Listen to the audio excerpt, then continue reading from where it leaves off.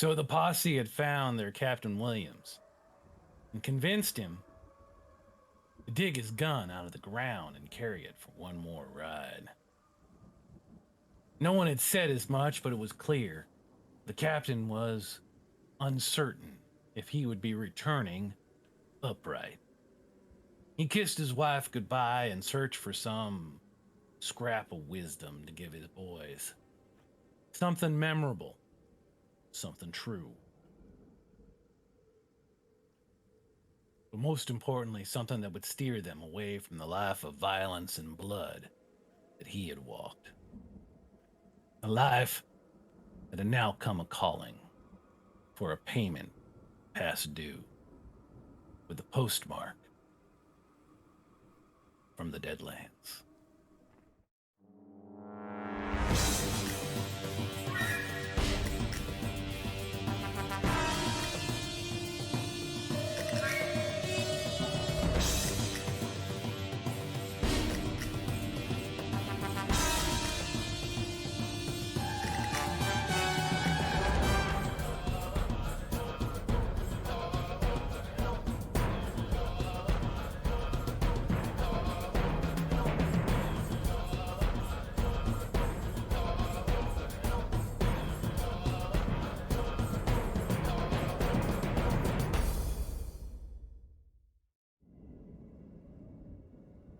Yeehaw! Hey, all right.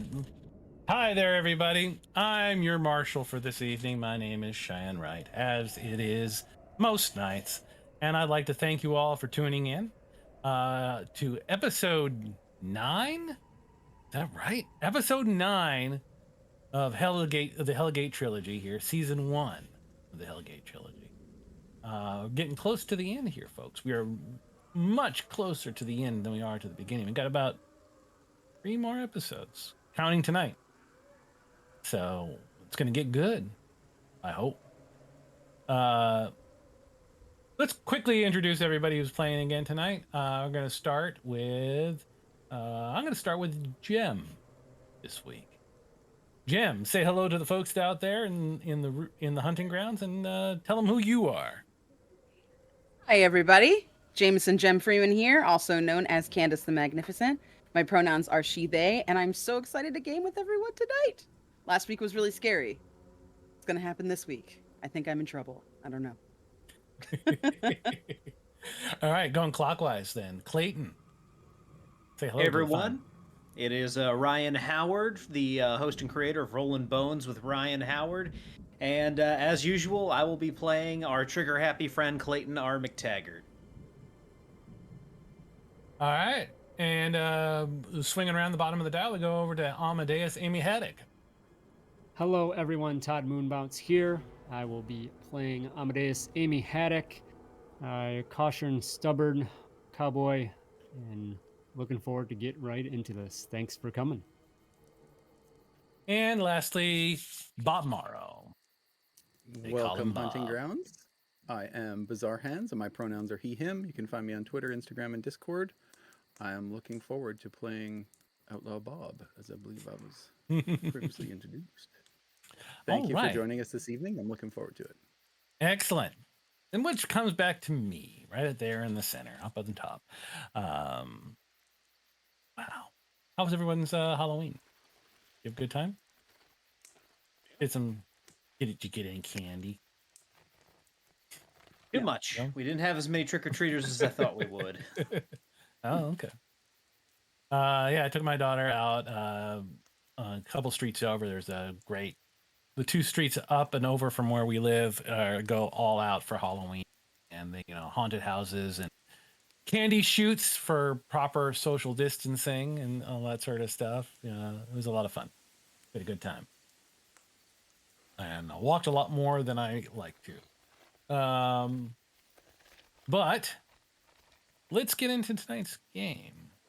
All right, so where we last left off, you had made it through the mountain pass and into the valley beyond and found the ranch of one Captain Williams and convinced him with much pulling and tugging and calls for what's right, dig his guns out of the ground and ride back with you to Missoula in order to put an end to the hangman once and for all.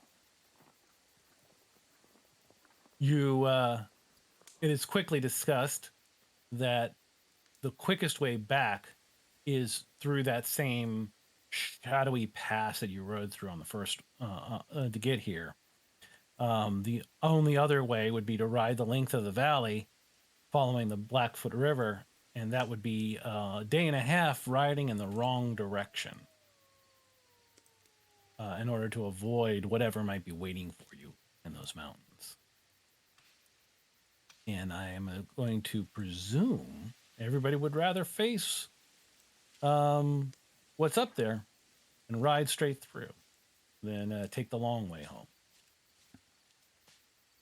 Yep, time is of essence. All right. So, as I described in the opening, he kisses his wife goodbye and says a few words to each of his kids, and then hauls his horse out of the barn and hooks it up with a saddle. And the four of you, plus Jack Slade and Captain Williams, ride into the towards the mountains and into the pass and into the shrouded darkness that lies beyond.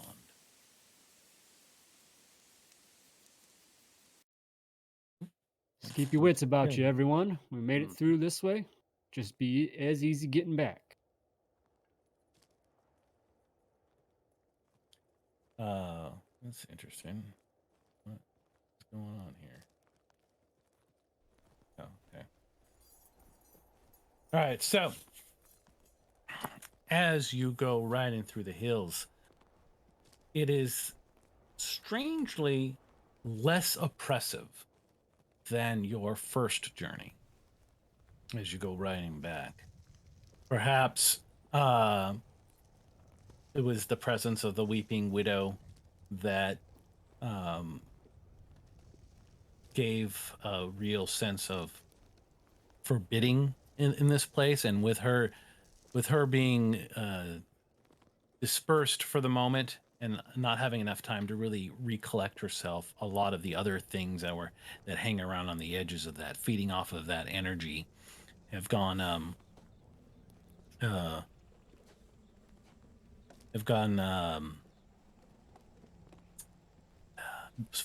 what's the word I'm looking for? All of a sudden I'm drawing blanks.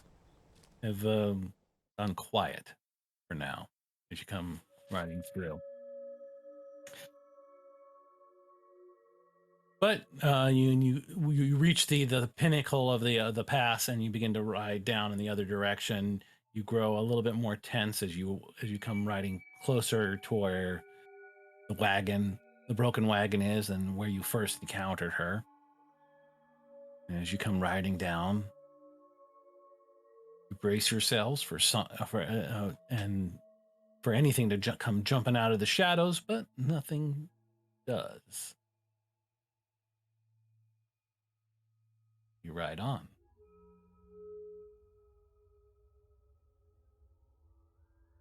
Slade at one point turns to the rest of you and says, "Seems quieter than last time." Well, by your reckoning, that beast wouldn't be back for another, what you said, week or so? Give or take, it all depends. Every creature, every spirit has its own will. Some, if they've been around for a long time, it might take them a lot longer to reconstitute themselves. Something fresher, has a bit more ambition, might come back faster. You almost sound disappointed there, Mr. Slade. No, don't get me wrong. I'd much rather deal with the events back in Missoula than waste any more time. Although, I do want to take care of one bit of business, he says as he rides on. What's that? He says, "I'll meet you back down the mountain." And he kicks off his horse and he starts riding faster, rides off on ahead of you. I'm gonna give a glance to everyone else, knowingly glance of, are we allowing this? Bob might be the first to shrug. Tough I'm to gonna say give no him. to Pepper Man. Excuse me. I'm gonna give him a little bit of a head start, and then I'd like to tail him. Okay. All right. Well, you pick up speed after a few minutes, and he doesn't seem to be veering off the path. You catch him, glimpses of him. You have the higher ground, and it's kind of easy to follow him down through the pass as you ride on. He stays fairly visible most of the way down. He makes a straightaway for that small trading post down at the base of the hills. Mm-hmm. He gets there about 5 minutes ahead of you. Okay. Ties off his horse, walks inside. Okay, I will. I'll tie up mine, and then I'm gonna head for kind of the door of the trading post, but I'm not gonna go inside. I'm just gonna stand, kind of next to the door and listen. As you lean in and listen, you hear what sounds like pleading, whimpering, simpering voice, and the sound of bones breaking.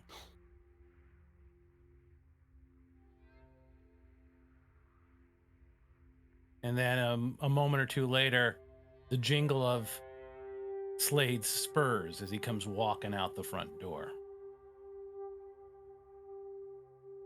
And he turns and looks. He says, "I see you caught up." I figured that's what you were coming down here to do. I just want to make sure that they know how dangerous this mountain pass is, and they remind everybody else who comes through till we can take care of it. I don't think they're gonna forget.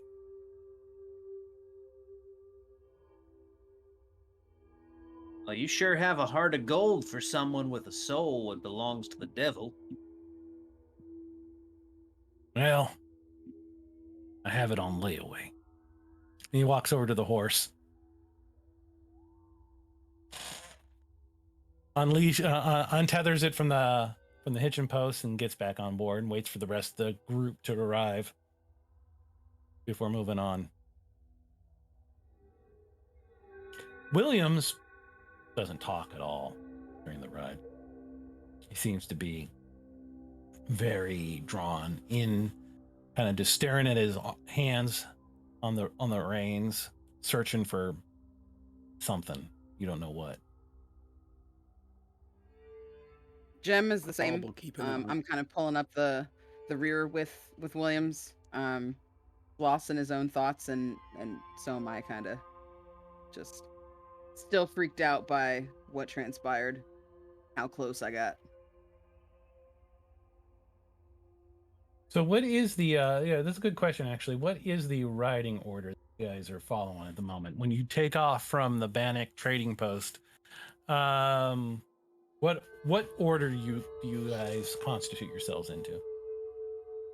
I'd probably have been up front, given that Slade kind of took off. I'd assume maybe he was a little more, I would have been continuously babysitting Slade, and then him taking off, and then seeing that Clayton took off, me not further pursuing. But I'd say it'd probably be more in the front. Okay. This is after the six of you are back together. Right, right. Okay, and then you want Slade. You'd be riding sort of alongside Slade, you think? Yeah. Or okay. And then who's bringing up the rear? I'll bring up the rear again. Okay. And then that's leaves Williams somewhere in the middle. Yeah. And Jen, you riding behind Williams or in front of him? I would imagine I'm riding probably behind him. Okay.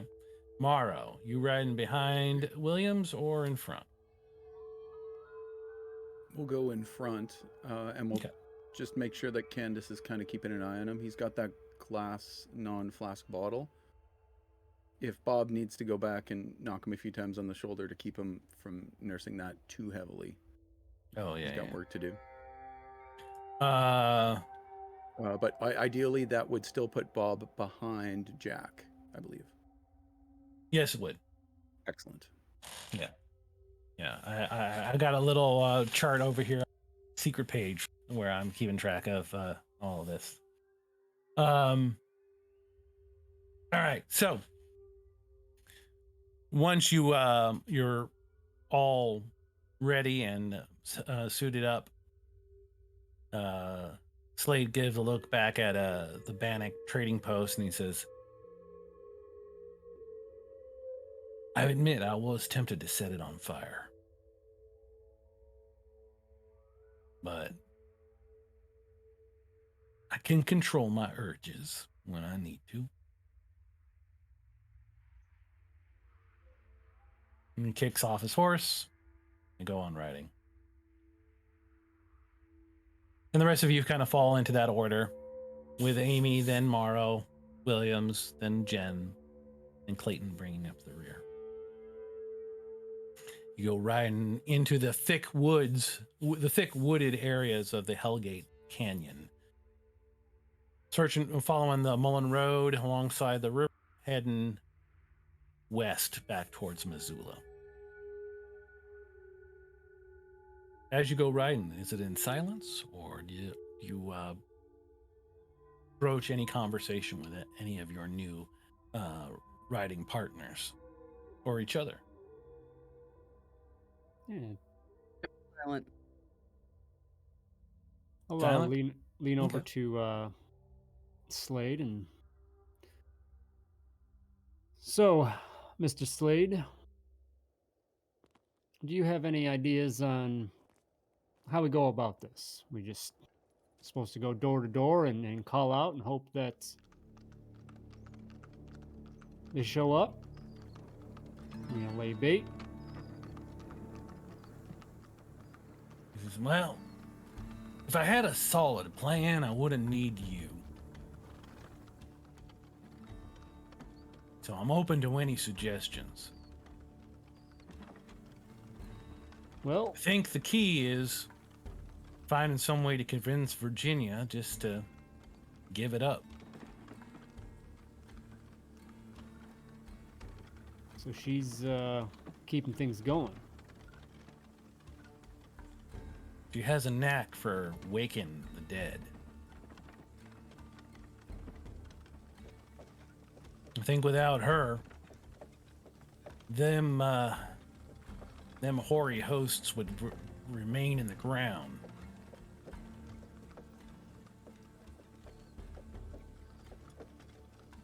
And all this would be just a bad dream. When I hear him mention Virginia's name, I snap out of it a little bit, and I say, I don't think she's all that bad. She just sounds like a woman who's had her heart broken. Can you blame her? He says, and I he don't kind of think I can, rightly. He takes off one of his hats and kind of slicks back his raven black hair, and then puts the hat back on with a smile.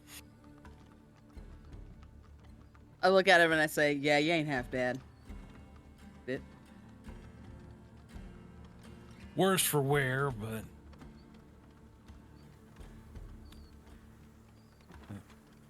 he shrugs. I just want to see her happy again, and not so much with the Killam folk.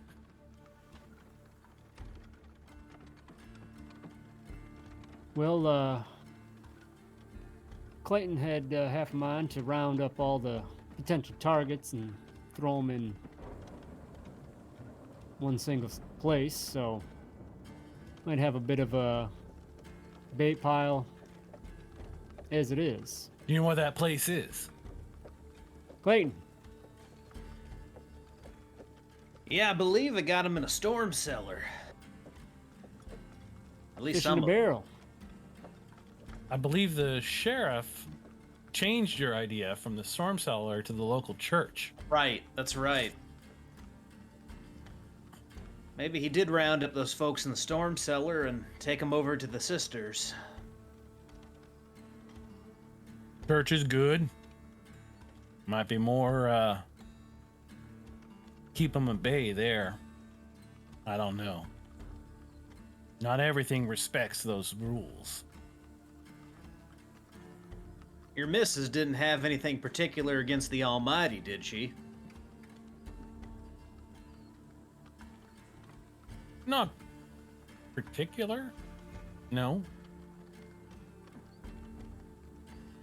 But it's been a while since we talked. Maybe them ghouls of hers will keep their distance then. We can only hope.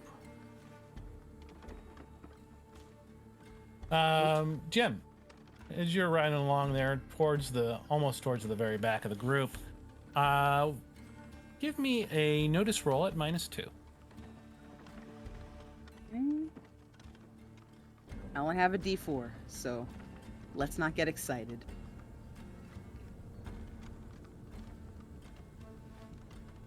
A D... -2, you said, right? Yep. Okay.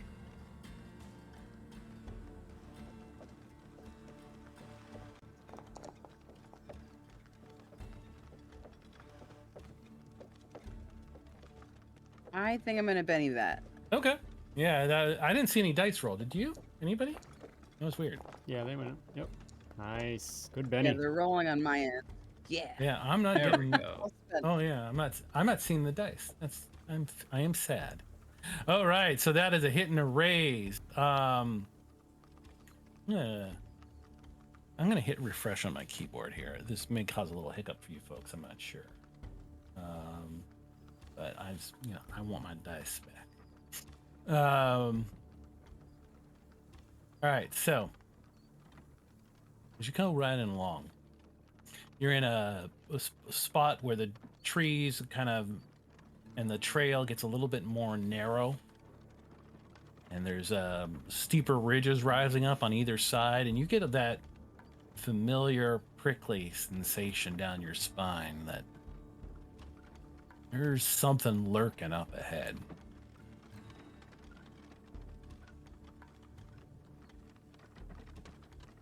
Do you say or do anything? Yeah, I turn to the guys and I say, hey, lit up a minute. I got a weird feeling right up ahead. Something's out there. Jack, you sensing anything? He kind of stops and he kind of sniffs the air and he says, "Ain't nothing dead, if that's what you mean." I suggest we proceed with caution, gentlemen. Make sure you're armed. We don't know what it could be.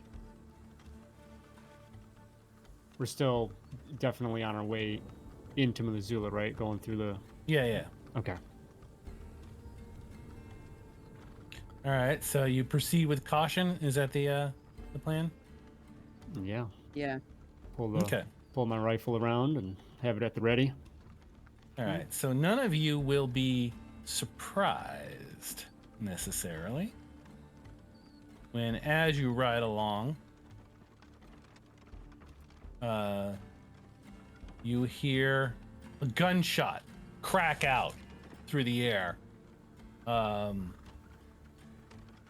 You're able to maintain the control of your horses when they would normally have maybe you're braced and they kind of rear and stop as a bullet goes whizzing past your ears, and a voice cries out and says, "Hold up!" Echoing from somewhere amongst the rocks in the woods around you. Howdy, folks. Who goes there? No, don't you mind me. that Clayton?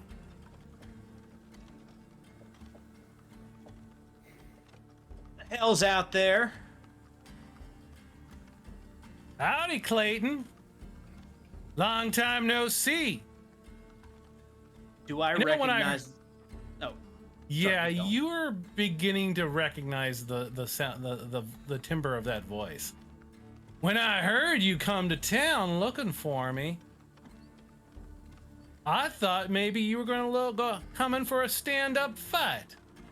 Not like the last time you jumped me with 5 of your boys. I put them in the ground. Thought I did put you in there too. But no, you got yourself another posse, I see. Ain't that a shame? Guess I'll have to kill them too. Like hell you will, Harden. Now. Ain't personal. Excepting you kind of make it personal, Clayton. Luckily, this time I was ready for you. Boys, you hear the sound of many guns cocking. What did you do, Clayton?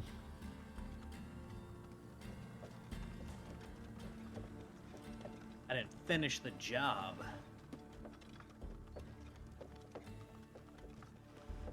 And I'm going to activate this scene here.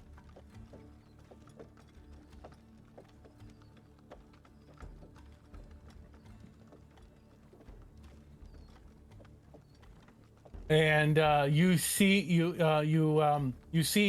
hats and barrels and the like poking up from around trees and behind stones and up on ridges around you. And but luckily, you're all getting dealt cards. There is no surprise round because Jem kept you guys on alert. Thank you. goodness. Danger sense. Oh man, You're look at that ambushed. list of people. It's not good.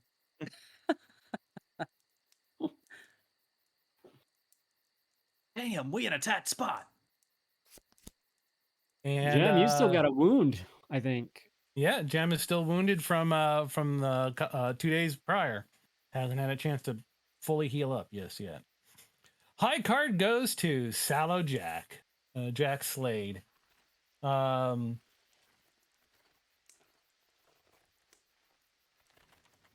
got Itchy and Stumpy.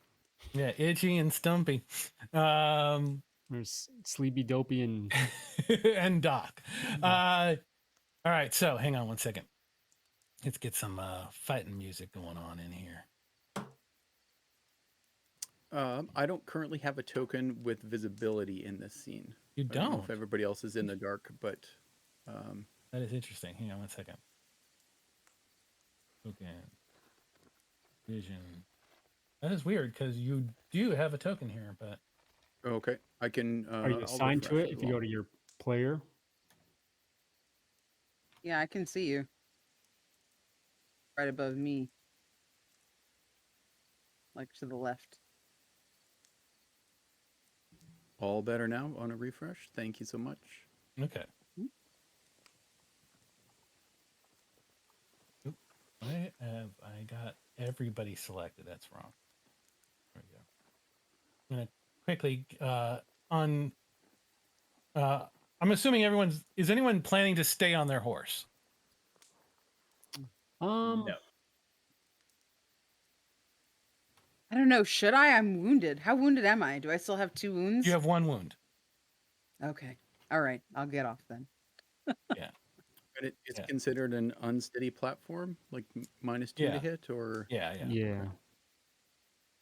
I'm just going through and I'm unhooking everybody from their horses here. Just so that there isn't any problem with that. Jack,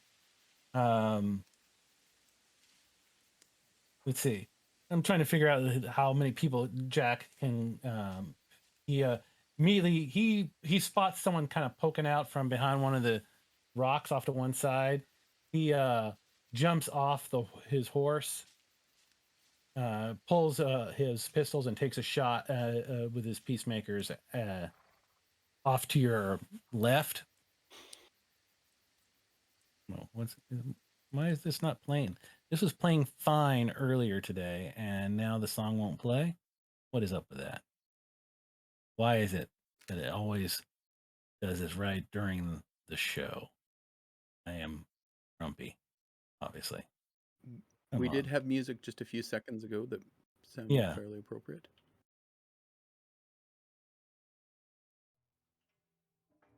There we go. So he jumps off, takes a shot.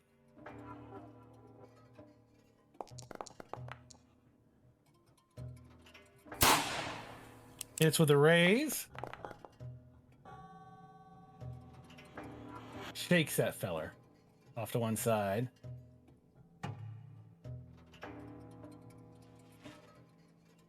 So it's just, and that is his action. Next up is, however, the feller listed as Swain, who is actually steps out from the rock up here. You see him up here there, Clayton? Yep. Standing up on a ridge up above a rise, kind of, frustratingly out of reach from you. This is not the music I wanted. Let's try this. All right. He's got a long shot on Clayton. We'll give it a try. This is Colt Frontier.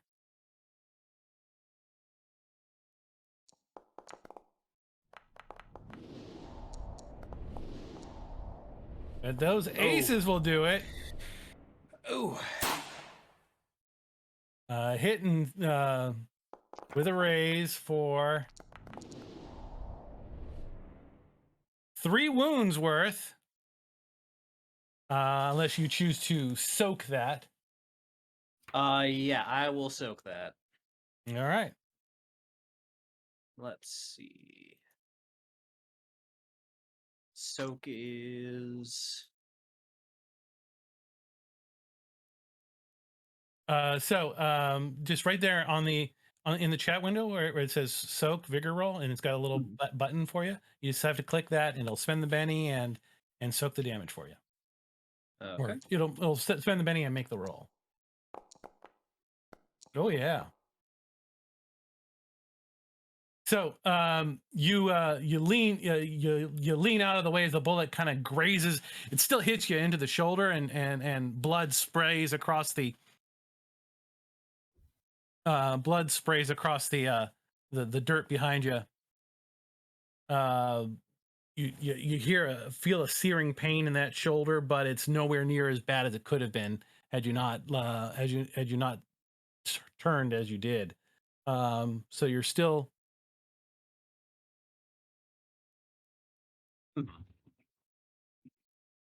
all right, so I'm sorry, I'm seeing some chatter off to the side. It's distracting me. Next up would be wow, everyone, all the NPCs get to go first. This is no fun. After that,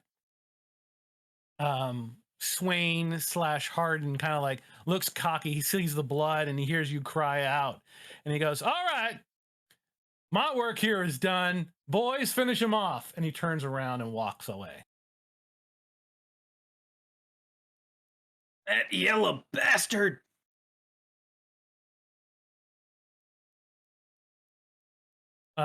Williams has gets off his Williams turns to see a guy. He pulls his gun and points it, and right at Morrow. And Morrow, you see the gun, as you see that gun come whipping out of his holster like lightning. You begin to panic. He pulls the trigger and fires off the shot, and it whizzes right past your ear and into a feller poking out from the rock over your shoulder. Fantastic. Iowa? Yeah. You hear him duck out of the way from the shot. The bullet misses, but it appears to have clearly shaken the guy who was drawing a bead on you. Clayton, it is now your go. First thing you have to do is unshake. And that's in the new macro you gave us, right? You can use the new macro if you like, yeah. Alrighty. Here we go. You roll 4, no longer shake enemy, act normally. Alrighty. So let's see. That guy's got a good bit of cover on him currently, right? Which guy? Iowa. Yeah, he's got other than this one feller who's standing out here in front of this tree or leans, everybody else has got at least a -2 cover. Okay. If I move and let's select this, if I get up under this tree right here, will I be able to shoot him without him getting the cover bonus? No, yeah, if you can make it up to that tree, yeah, you got a good shot at him. Alrighty. Then I'm gonna move I'll move 5 inches right up here. So under the tree, and I'm gonna target Iowa and fire my first shot. Okay.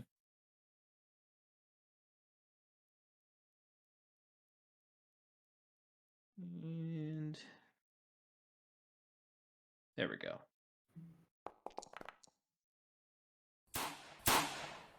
I am gonna spend a Benny on that. Yeah. All right. Just click right there in the chat to do it.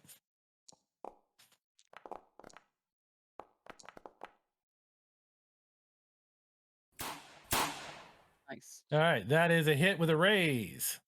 Roll damage. Oh. Whew. Yeah. All right.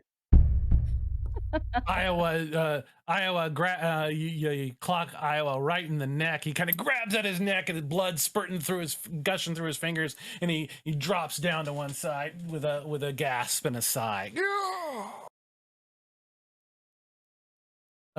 Amy, you're up. All right.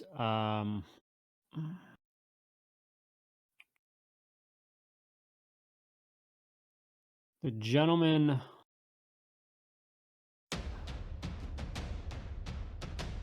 Orleans. He's not in cover, is he? No, he is not. He's wide out in the open, like a fool. Confident fool. And Swain is definitely covered up by that tree, right? Swain has walked off. You can't even see him from the ridge anymore. Okay. All right. I will just, I'm going to take a shot at Orleans. Okay. Pull up the Winchester and line up on the ridge there.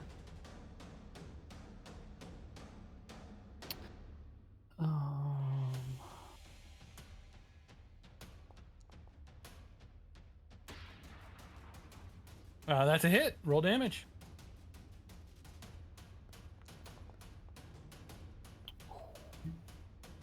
Oh, that very nice. And with that, let's see, Orleans. Just the bullet kind of just tears right through Orleans, and he was raising a rifle of his own, and drawing a bead on you folks, and then just kind of like there was a spray of blood, and gore just kind of goes, just kind of drops to the ground dead. All right, Freeman, you're up. Okay, I would like to move. I'm gonna go this way.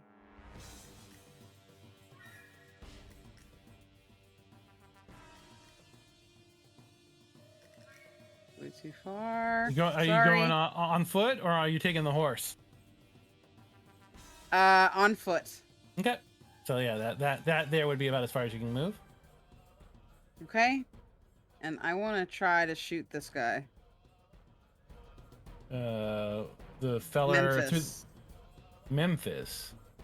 Up there. All right. He's got -2 cover up there on the hill. He's up on the ridge looking down over you, but Mm-hmm. so yeah. Okay. For some reason, it won't let me target him. Ah, there we go. Here you go. And I'm going to use my Winchester. You said I'm at -2 or? -2. Okay. In addition, and then you got your own penalty from the wound, but it should calculate that on its own. Okay.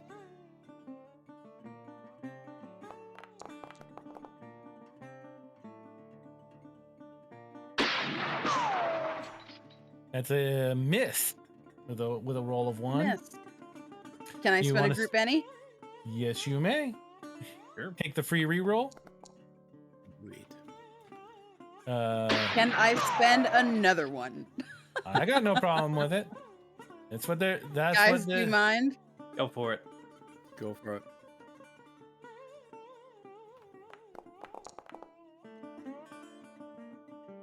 I guess it doesn't want to shoot tonight. All right, I'm just out there now. Yeah. You're Someone on the ridge, come get me. Took 2 shots, and then that was James. Were you deducting the bennies from that, or do you want me to do it? Okay. All right. So next up, Morrow. You got the next action. All right. Bob dismounts from his horse, pats her on the side, and whispers into her ear, "You wait here for me, girl. I'll be right back." And pulls out, not from his holster, but from his vest, his deck of cards, and just drops his head into darkness, maybe contemplating a deal. All right. Oh, going straight, doing a real full-on deal with the devil. If and you don't mind, we've got a No, new macro. got no problem. Do it. Right. So, I like to imagine it's evening while we're doing this. Late afternoon. Or late afternoon, sorry. Okay, right. Okay. So, yeah, maybe the sun rushes out of the sky and it becomes darkness, according to Mhm. Bob, and he hears that familiar voice that he's heard once before.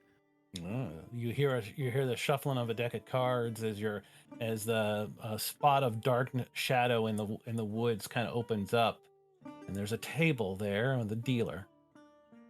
He looks at you from through the trees and says, in a whispered voice that you can hear from at such distance as though it's right behind your ear, and he says, "Mr. Morrow, I welcome you once again to the table. Been dealt a bit of a bad hand in the river valley, but hoping my luck improves here." I see. Well, folks are always desperate when they call on me. Let's see what we can do to fix that. What are you looking for?" I'm riding with a good group right now, and quite frankly, this has happened before. I think it was east of here in Sioux territories, but that Clayton fella had a number of his friends gunned down. Such a I'm shame. fixing to make sure that doesn't happen again. All right. What say you provide them with, well, a little bit of a ghost dance? We don't need any bullets hitting too close to home today. They can go elsewhere. Just So you're looking for some Not into this you're looking for deflection? aye, Okay. perhaps with some modifiers if Okay. we have enough points for it. All right. Let's see what you get. So, you can fire off that macro. All right. The deal with the devil macro. All right. Oh, hasn't appeared in chat yet. There we are. All right. So I do want to spend a Benny to deal with the devil. Now I'm currently at 2. I haven't been topped off. Can I just add another Benny sure. on my own Yeah, behalf? Oh. Okay, just pop that in, and then we'll spend that to deal with the devil. Okay.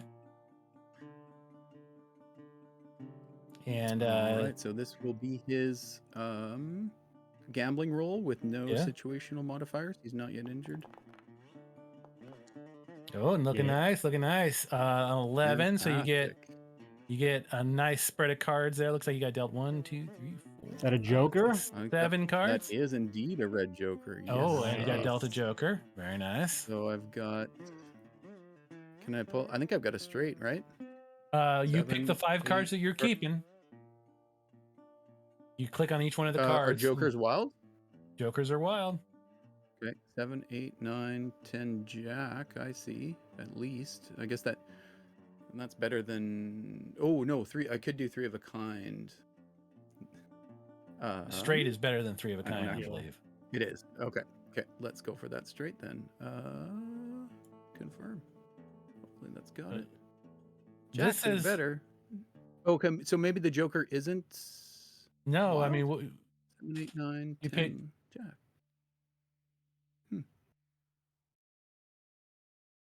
That is strange.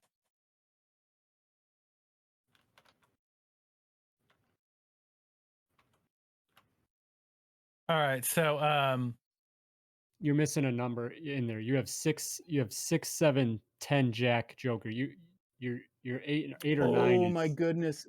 Yeah. Oh no, I can't see that. So that looks like an 8 on my screen. I apologize. Those cards are so hard to read. Yeah, they. Gotcha. Okay. Okay. So I just could drew have the had pictures. 3 of a kind, and they are fantastic. So can we go with me having 3 of a kind instead? I apologize. Sure. How much would a 3 of a kind? How much would a 3 of a kind have been? Is that maybe 6? I'll pull it up here. 3 of a kind, and you got the Benny back because you pulled a joker, right? I did get. That's the first time that's happened. That's nice. Okay. Yeah. Here we are. 6 power points. Yeah. Okay. So 6 power points to spend.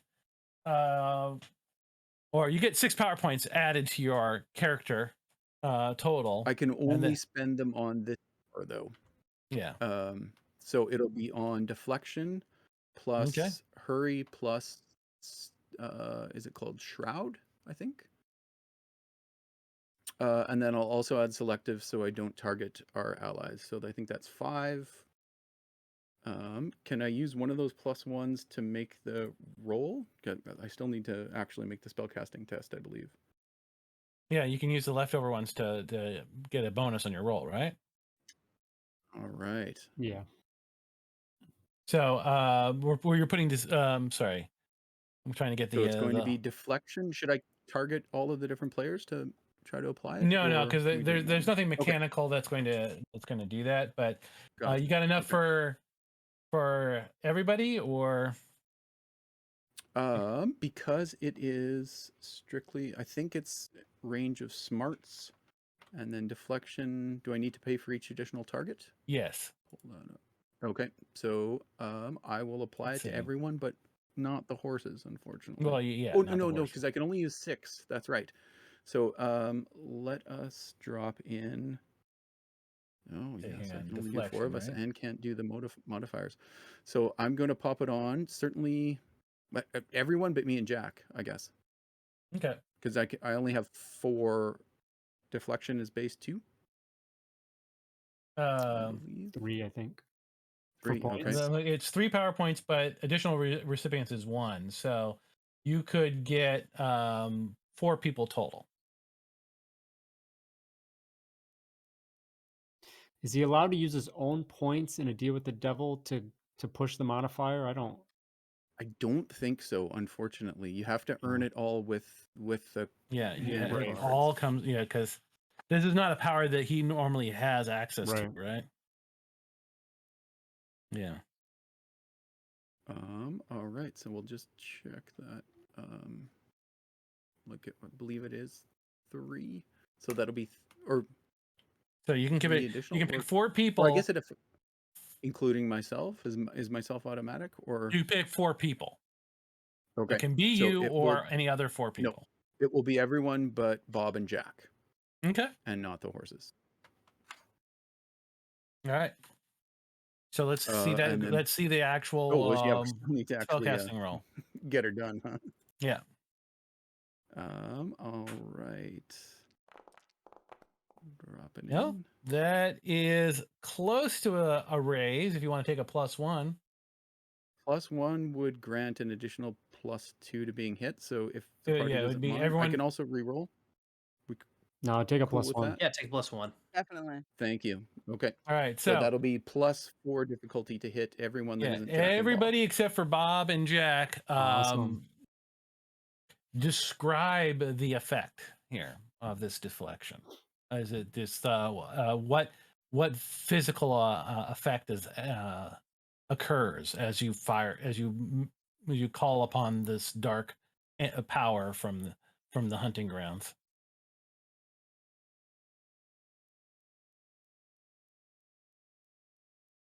All right, so I'm going to say black smoke starts pouring out from your cards and into the ground and around the horses, and it snakes like it slithers like snakes and serpents across the ground, and it begins to swirl around Amy and Williams and Jem and and Clayton. There we go. Previously, Bob has had a little bit of Aurora Borealis as a trapping, so perhaps Okay. inside that darkness there's a lightning that looks red and blue and green. Okay, sure. But it's very subtle. That's Yeah. within the darkness. It's mostly darkness. Yeah.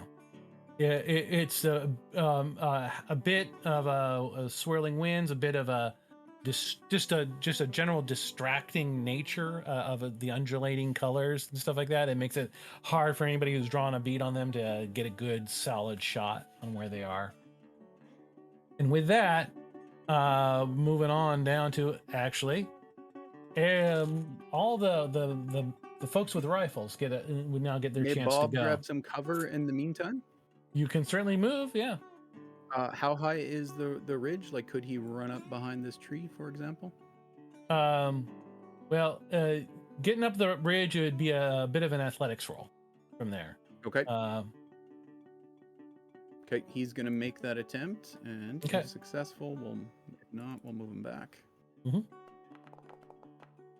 Oh no! Oh no! Ouch! All right, so you press up against that.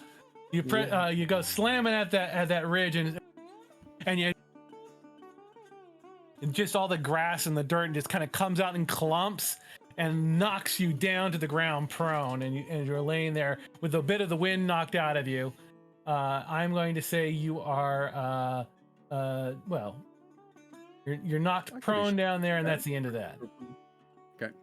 So when you Bob's first critical failure. Yeah. With the yeah. And okay, now Memphis goes. All right, so Memphis draws a bead on the first feller that opened fire, which is Jack Slade. It's with his, brings his Winchester braced against the rock and takes a shot. The bullet goes wide, and he misses. Next is Lonesome, takes his shot at Amy. Next, Lonesome's way up higher on the second ridge, but he is a better shot. It's a hit and a raise against the Haddock boy. Ooh. A wound to him. Unless you'd like to soak it. I will.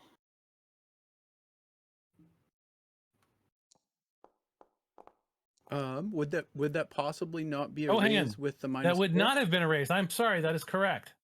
That would not have been a raise. Allow me to re-roll that damage, and because you may not have. Yeah, I'm gonna go with. That's even worse. I'm gonna go with the first roll, because I'm gonna say, it was my mistake. I'm gonna call it shaken and give you that Benny bet. Sound good? Okay. So, Sounds good. shaken, and you get that Benny back. Because I forgot to include that penalty. But because it still would have hit. It still would have hit. Then next up, let's see. Any of the other guys got shots? Alabama and does not have line of sight on anybody at the moment. You're all blocked from where he is. And Itchy, he's got a shot right down the center lane here. I'm thinking on Jack Slade. He's going to take his shot.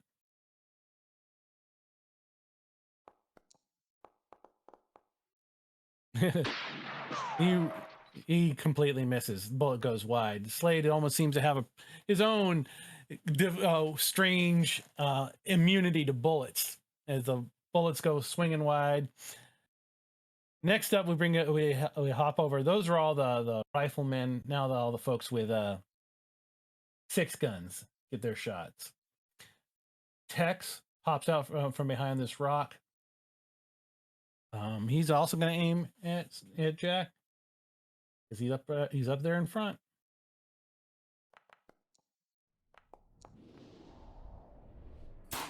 That bullet's gonna hit. And you see the bullet kind of slams into Jack, and he kind of rocks back, and he just seems to make him angry. He is shaken by the bullet, but he takes no wound. Frisco goes next. Where's Frisco? There's Frisco. Seeing the gunslinger take the hit, he tries to follow up with his own shot.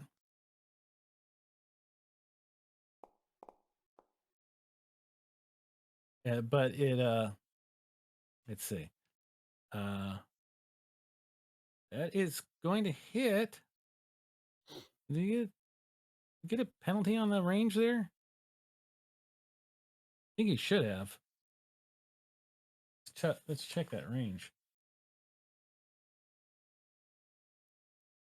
25.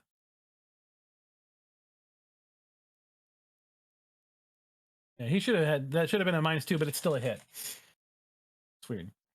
It should have been a -4. 25 inches on the board. Oh, that's not good.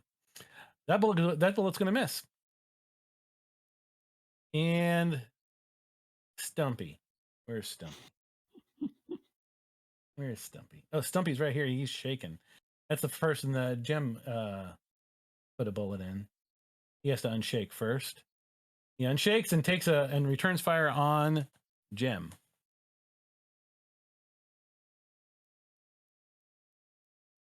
And let's see. Hang on. Check the range, because if they're not calculating range like those do. 11. That is within, I think, short range for a pistol. 12. Yeah. All right. So here we go. Bullet goes wide on Jem. I was dead already. That's the end of that round. Haddock, you pull the high card with the ace of clubs. All right, let's shake. Spirit for shake, right? Yep. Well, or you can use that macro. Let's try that macro. Yeah. Player macro. Just make sure your token's selected and click unshaken. Should be. There you go. That is an unshake. Okay. Unshaken can act. Scan around, looking for who's left. Still a good amount. And I'm going to look up to my right. See Memphis, towards Memphis, and I'm going to go after him. What does he have cover-wise? -2. Okay. Is that light cover? Light cover, yes. All right. Ooh, okay. That's a hit. +1, please, to make that a raise. All right. So we'll take a +1 from the spirit worker from the hunting grounds and Yes, roll please. raise damage. Okay.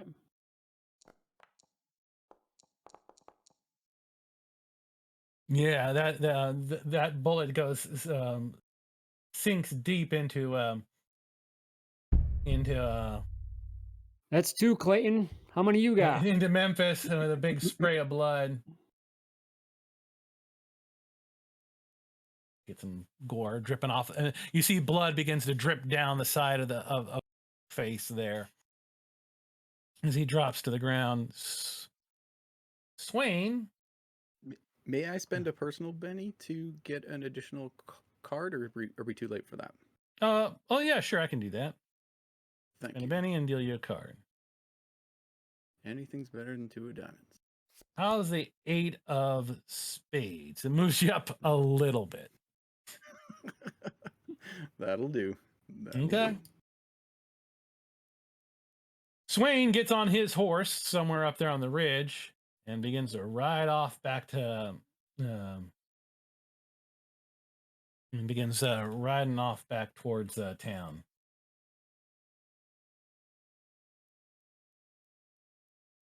Confident that his men have the numbers to put an end to Clayton MacTaggart and his posse. Memphis is dead. Lonesome comes up next. Lonesome, seeing seeing the horrible blood that gushing out of Memphis again, out of rage, takes a shot. But I'm going to say, because actually, from where he's at, he's got the high ground, but yeah. He's gonna draw on Amy here. I'm pretty sure he's still within short range there for a rifle. Come on. It's over, Amy. I have the high ground. Gonna be a rig. Oh no, that's gonna miss. That's gonna miss. Because I forgot about the deflection. So yeah, 4 is not enough to hit. Bob said. So the bullet, he draws, and what would have been a good solid hit just goes whizzing past you, and you can kind of see it kind of like catch in the light show that's kind of like sparkling around you, and through the smoke you see the bullet just sort of bend its path and it'll go over your shoulder. Thanks, Bob. Alabama's up next. Alabama, where are you? There he is. Oh no, I'm not dead. Alabama still has no clear shot of anything that's going on. He's going to move around. Why did he not get a chance to move? Weird. Itchy takes his shot down. Is trying to put an end to Jack Slade.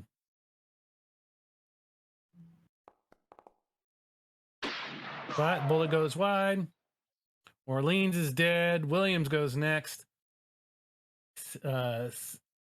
He hops off his horse. I cannot. What's going on? There we go. He hops off his horse, moves over towards Morrow and checks on you first. Says, "You all right, son?"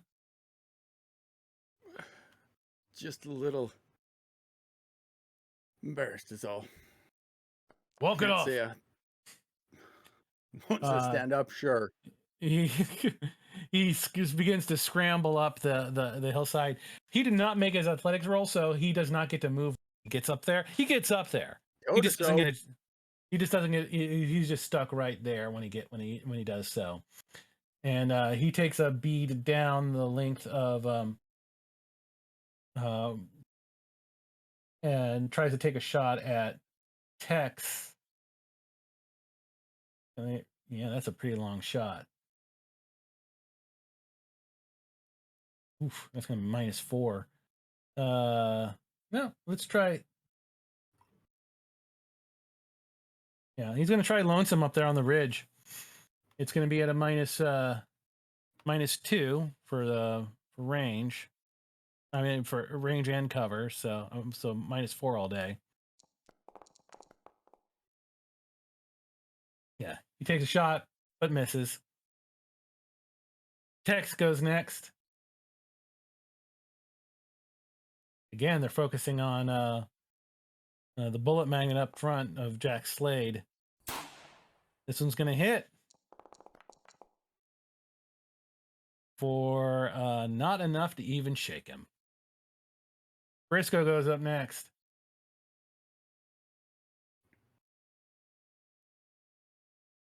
Bullets just going wide all over the place. Misses. Stumpy's dead. Iowa's dead. Clayton, you're up. Okay. Let's see. I move 6 inches. I can step out over here near the. And from here, how far is it to Lonesome?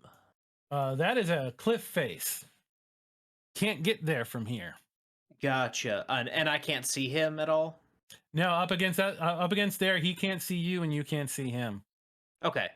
You can see folks on the other side of the road over here.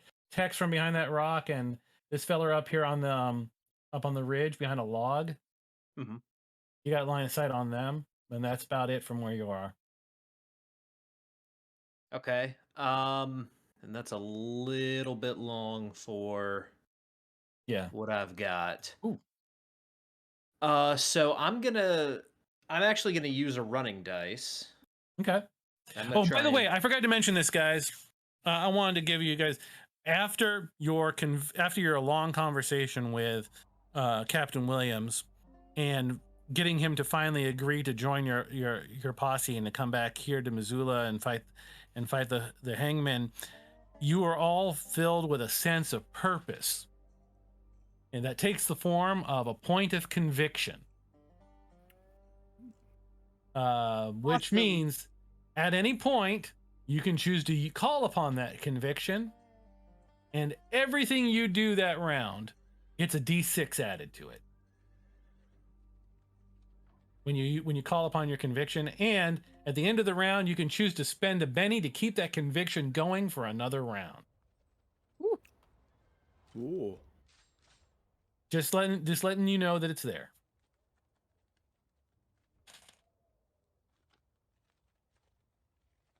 Alrighty. So it's a D6 for running dice, right? It is a D. Yeah, if you look right there on your character sheet, there's a little die there next to your pace. Just click that. It'll roll it for you. There we go. There we go. So you got a total movement of 12. So I can move an additional 6 inches. Mm-hmm. Yeah, I'll just keep going forward on the ridge here. Okay. So let's see.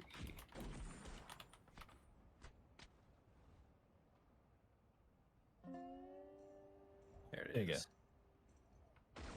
All right. And you could still take an action at -2 if you like. Let's see. Is there anyone else who's a little bit closer now? We're all about 6 inches closer. We're 6. Yep. Let's see for the frontier. It'd be a total of -4 based on the range, even to hit Tex. You know what? Let's be productive. So yeah, I'm gonna target. This is a shootout. You can run and you're running and you're shooting and firing bullets and the bullets whizzing past your ear. It's some sort of black smoke, nipping at your heels. Yeah, let's. And is it automatically gonna take off the -2 there for the run? It'll probably do the run. I'll check it after you roll. Okay. Yeah, that's not gonna. Kind of doesn't matter. It looks like it. But for the record, it did not do the run. It gave the penalty for range this time, which is nice. Gave penalty for wounds. It did not give the penalty for the running. So, good to know. I am going to use a personal Benny on that one just to see if I can pull something out of this. Okay. Oh, 2 and 2 again. Nope. Cursed. Curse. That's... The last thing I'll do is I'll shout down to everyone down there, leave one of them alive. Morrow, you're up. Well, not you're up. right. You're laying on your back, kind of wheezing, but Right. it's your turn. All right, we'll regather that breath and a small portion of our pride. I don't know how much is left. Stand up, dust ourselves off. I think that's All right. 2 movement to stand That's up. right. Two movement to stand. All right. Pick up those cards if they went flying onto the ground, and attempt to deal another round in. I don't need to Okay. speak to the Manitous this time. Okay. But I will flick a ghostly card towards Jim, Amy, Clayton, Jack, and Captain Williams, I reckon. Okay. Attempting to boost trait for their shooting. Oh, okay. All right. So So that will be 5, I believe. Or sorry, 6 power points. And I'll go ahead and drop a shroud on that as well, which will be +1, and it'll give them an additional -1 to being hit, I think.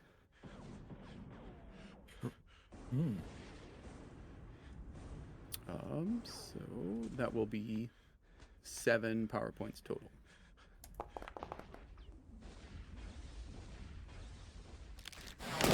all right. Basic success. So I think I'd like to drop a Benny on that. See if you can get and better. See if we can't get a raise. Okay.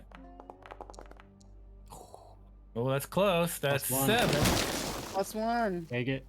How are we at for +1? Take it. Take it. Doesn't matter. All Take right. it. All This right. is a So massive +1. all right. All So right. everyone has +2 die categories to their shooting trait. Okay. So hang on. I can take care of this for you guys. I got a macro for this now. Excellent. Oh, and Bob left himself out at 7. I should point out. Fly with a raise. So you got a major boost to your shooting. Let's see, and you did it on Amy and Clayton as well, and for Williams, and left. Jack and Williams as well. Yes. Oh, Jack So it as should well. be- Yep. Okay. Oh, and actually, for 7 points, I guess I could include myself because they are, well, because each extra cost is an additional recipient. So I guess we can include myself as the base because there's Okay. 5 additional recipients. Okay. So let's see. No, I take that back because I said I was doing. I take that back because I said I was doing Shroud. So 7 points would be not including Bob, but everyone else has an additional -1. So Okay. 5. All right. So there you go. And that is shooting. Apply with a raise. All right. Boost, boost, boost, boost. Let's see. Nice. Here comes a 1 on my D12. And Bob's gonna start the slower trek up the. No, he's gonna redeem himself. I've still got 4 movement left. He's gonna attempt to scramble on up the ledge with his. All right. 4 Give me an remaining- athletics check. If you fail it, you get up to the top, but you just can't move. Everything. It's got to be better than what happened before. All right. You make it up to the top. Okay. And is there a reason for that big old template there? You want me to get rid of that? No, I apologize. I wasn't able to delete it. I'm Okay, working there we on. go. Was I got it. measuring the distance. Thank you. Okay. Just wanted to make sure I could get Clayton in that boost. Yeah. Sure. All right. So you feel free to put yourself on the top of that ridge, though. Cool. Thank you. All right. So Jack goes the next. First has to unshake. Oh. He unshakes and act normally. Looks like he got the major boost put on him twice. That's not right. Let's take one of those off. And he calmly strides forward. Why is that not? 1, 2, 3, 4, 5, 6. He just starts walking straight down the path with his guns. And as he does so, he is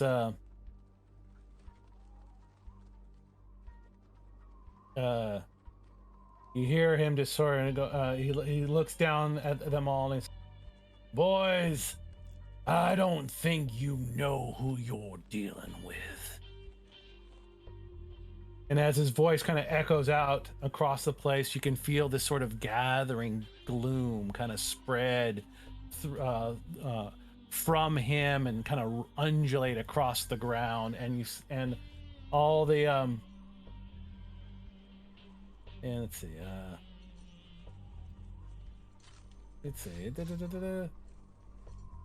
and Tex, who's kind of like lining up to get his next shot, begins to look worried. And he makes that he rolls his spirit at a -2, so that 5 becomes a 3, and he is suddenly he looks panicked and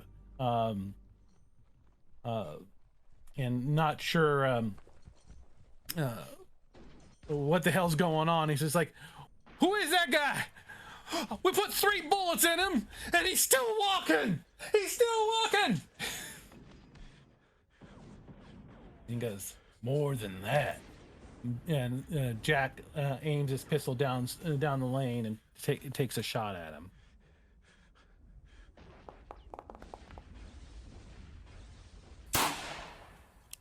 Hits with a raise.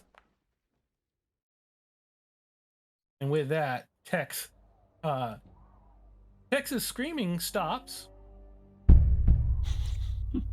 as he becomes a blood stain on the rocks in front down there.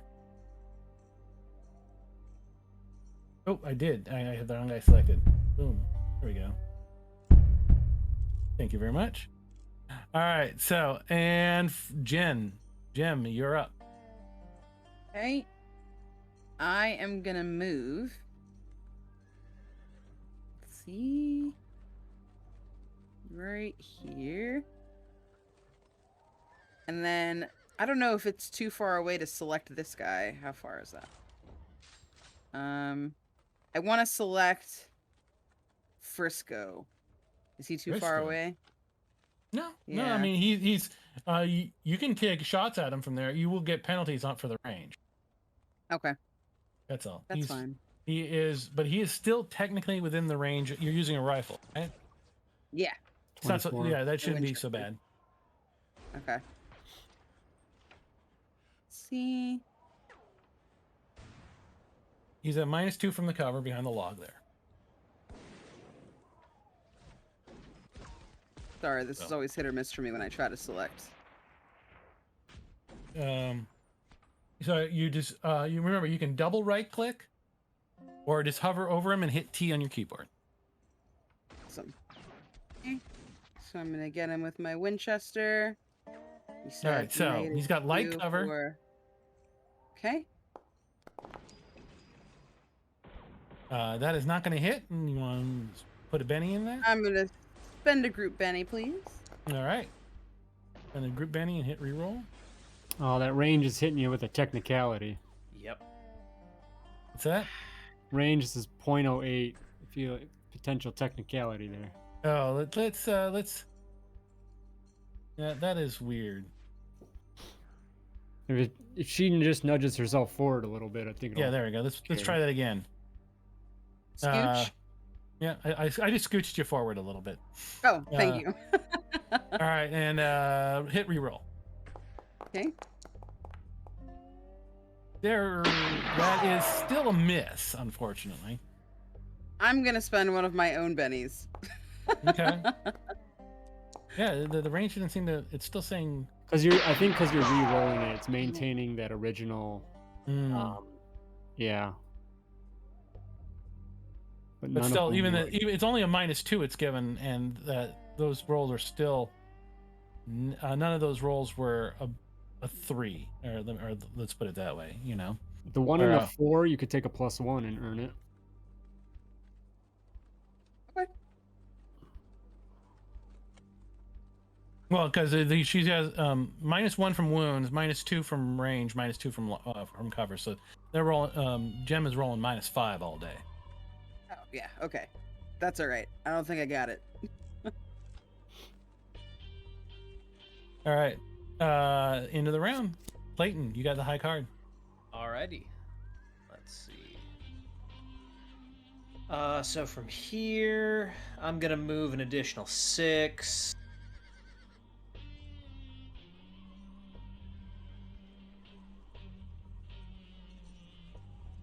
And I am going to drop a target on Maggot. Alrighty. Maggot's not in the turn order. He's not? No. Oh, I must have missed him. Add him in there and add him to. He's a rifleman. Yeah, he hasn't been doing anything. He's just been kind of sitting there. Unfortunately, he pokes his head up at just the wrong moment. And he's got light cover, right? Yes, he does.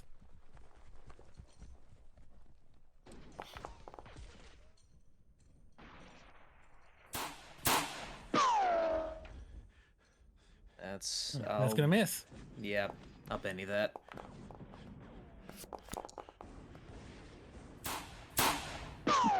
Oh, that's even worse. Yeah,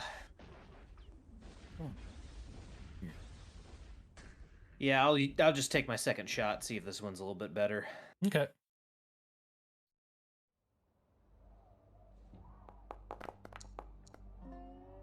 There it is. There's a hit. There we go. Hit. Roll damage. That's enough to shake him. He pokes his head up from behind the log. He's just like, clearly he did not want to necessarily be in this fight. He's been laying low and not been taking shots at anybody this whole time. Pokes his head up. A bullet glances off the log. He ducks back down. And he's like, nope, nope, nope, nope. All right. So that was Clayton. Haddock, you're up. All right, I'm gonna turn up towards Lonesome and return some fire. Okay. Target and look up and go ahead and fire off this this focus or something that has seemed to just come over me, not really knowing where it came from, not knowing that it came from Bob. Look down that barrel and hopefully get something. Oh, come on. Oh. That's wow. Yeah, I'm gonna re-roll. Okay. Yeah, Benny, that.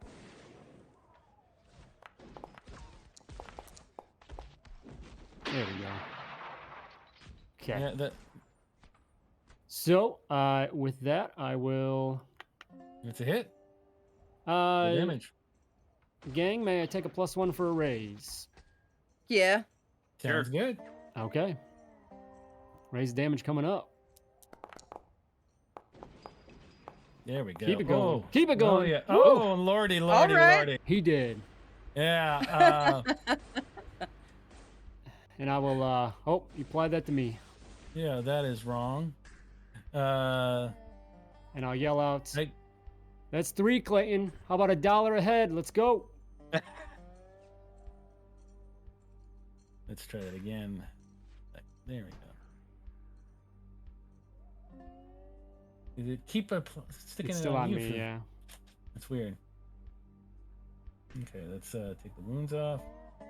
So I guess, did you not have him selected? I did, yeah. It's weird. Should have. I show you as being targeted by somebody for some reason, and not him. It's very strange. Okay, well, it doesn't really matter. He did. Big ol' Lonesome kind of like falls off. He jerks up straight when the bullet hits, kind of stumbles and falls off to the ground with a Wilhelm scream. Yeah. Hits the ground, the next area down lower, and I got to work on my Wilhelm scream. Haddock is not dead. All right, Jack goes next. Again, just walks calmly down the field, guns out, draws bead on Frisco, takes a shot. Lordy lord. That's a hit with a raise. Yeah, the attack was much better than the damage. He's going to spend one of his bennies on that. Even worse. Wow. Okay. All right. Not going to go crazy for it. Shakes him.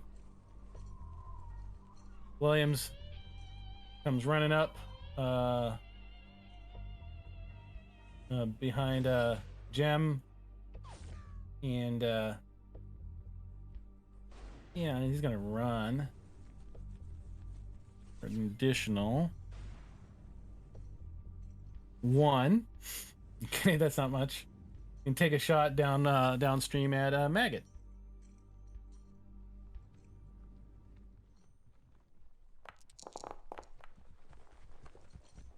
Hit.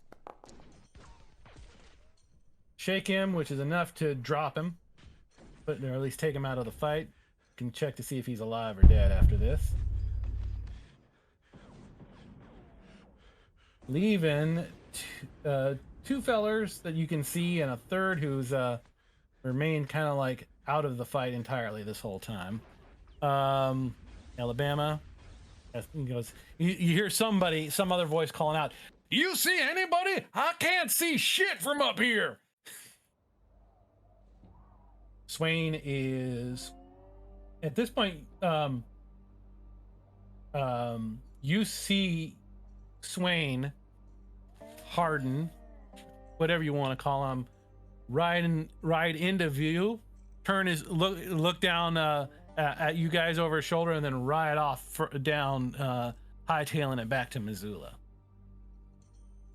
And he kind of disappears off into the distance.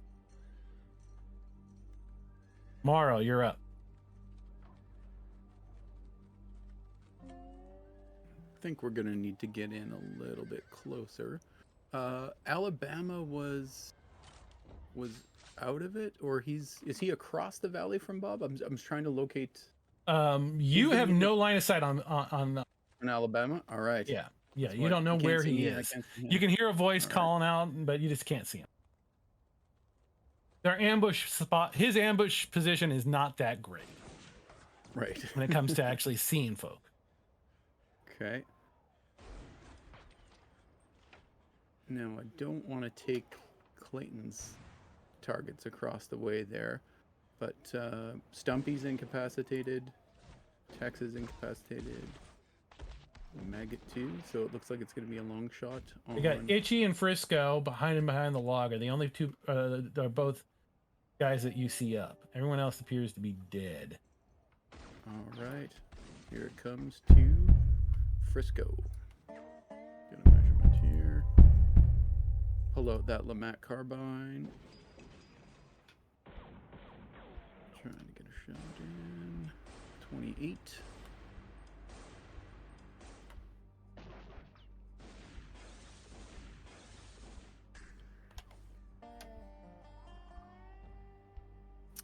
And that Lamat is at what range?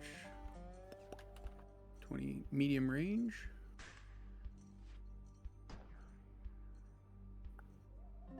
What are we shooting? I'm not sure I see a range modifier. Well, there we are, modifiers for better rolls. So medium range will be -2. Yeah, sometimes it actually calculates it, so just keep that in mind. Hold on, let me cancel this. Yeah, it didn't calculate on the first few shots, but on the later ones it seems to have been picking it up. Okay, excellent. All right, so this is a regular carbine round, no bonuses to shooting. I'm gonna hold off on ammo whammy for now, just see what we can do. Get rid of that -2 because I think we're calculating properly.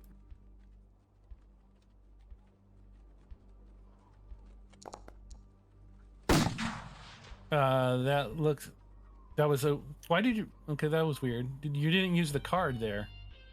That's a hit. I thought I did. That did not include light cover. Oh, okay, that's I thought I miss. used the Lamat carbine card. No, you see, if you look up, there was another one that was added to the thing. You see, there's one that has a little picture of you there on we it, are. Right. and Sure. has all those other modifiers on it. You did use the MacTaggart came from. I don't know why that one popped up. It's strange. All right. Mysteries of the universe that'll never be solved. All May right, so I drop a personal Benny in order to re-roll that one? sure. Let's roll from the other card Unlucky now. about this. I'll roll from the other card. You got it. There we There it go. is. Nice. That's a little better. That's a hit and a raise. Roll damage. That sound effect is awesome. Yep. I like the differences between hitting and missing. So So the raise is the plus I'm not the plus seeing no D6 raise. button. So the button there you go. There we go. That is what you need. 2 wounds for Frisco. Yeah, it's 2 wounds to Frisco, which is enough to put him down. These guys are all pretty much just mooks. Freeman, you're up. There's only one feller that you see still up and about, and that's guy behind the log. We've all been calling Itchy this whole fight. Okay. I'm gonna move right here. I don't know From if that's there, gonna you give me- I mean, spot a second feller up on the ridge. I see that guy up there. Yeah, with a rifle. He whips Alright. around as you come into a view from around the tree. He's like, he sees somebody. He starts pulling his rifle over to actually start drawing a bead on you because he hasn't been able to shoot anybody yet. But he doesn't get his action just yet. So I'm gonna target him, and I'm Okay. gonna go for it. Do I have to do anything with cover for him? No, actually, from where you're standing, he is not in under. That's a hit with a raise. He whips his rifle around and gets a bullet right between the eyes. Roll damage.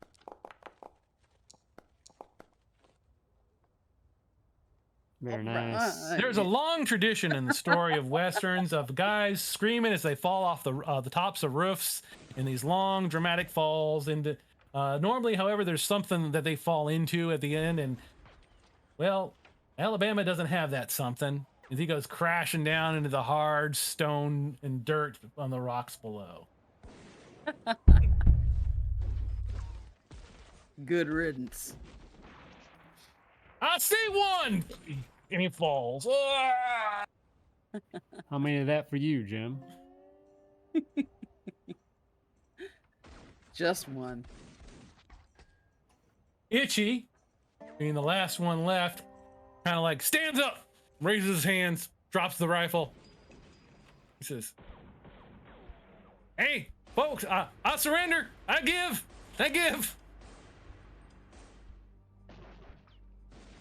Marshall, will you roll deal cards to see if I get higher than Clayton?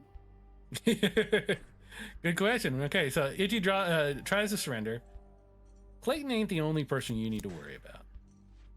Freeman goes first. Freeman? I'm gonna target him Okay. right here, and I'm gonna try and take him out.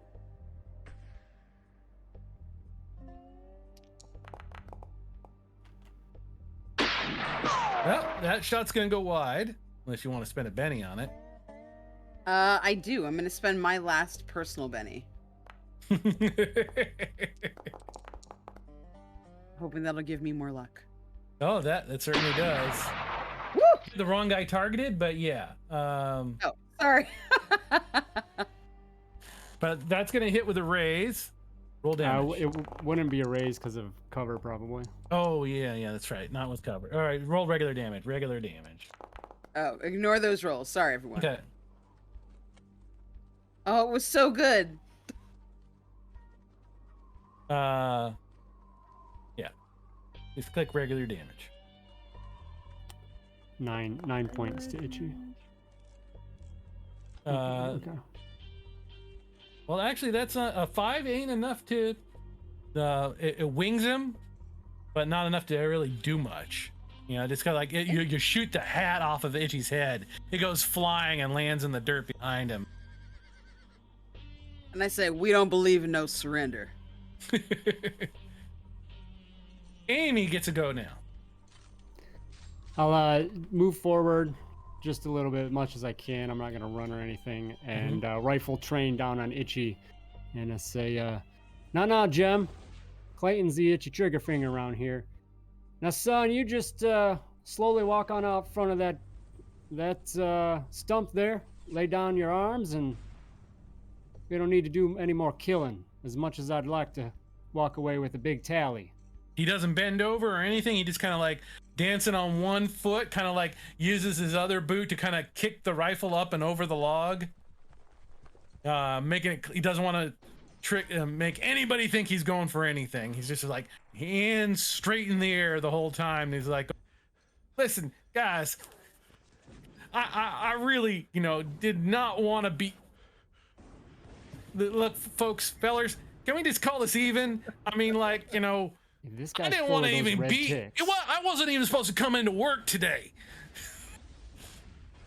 Just have yourselves a little seat there on the ground. He sits down, kind of like he sits down next to where his hat is and kind of like picks it up and he kind of pokes his finger through the hole in it and looks sheepishly off in your general direction, Jem. I just keep my weapon on him, and that's me.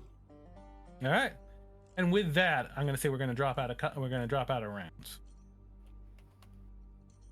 and it is time, I think, to take a break. Yes, James, voice in the spirit realm. All right, so we're gonna go take a break, and we'll come back and to this aftermath in 5 minutes.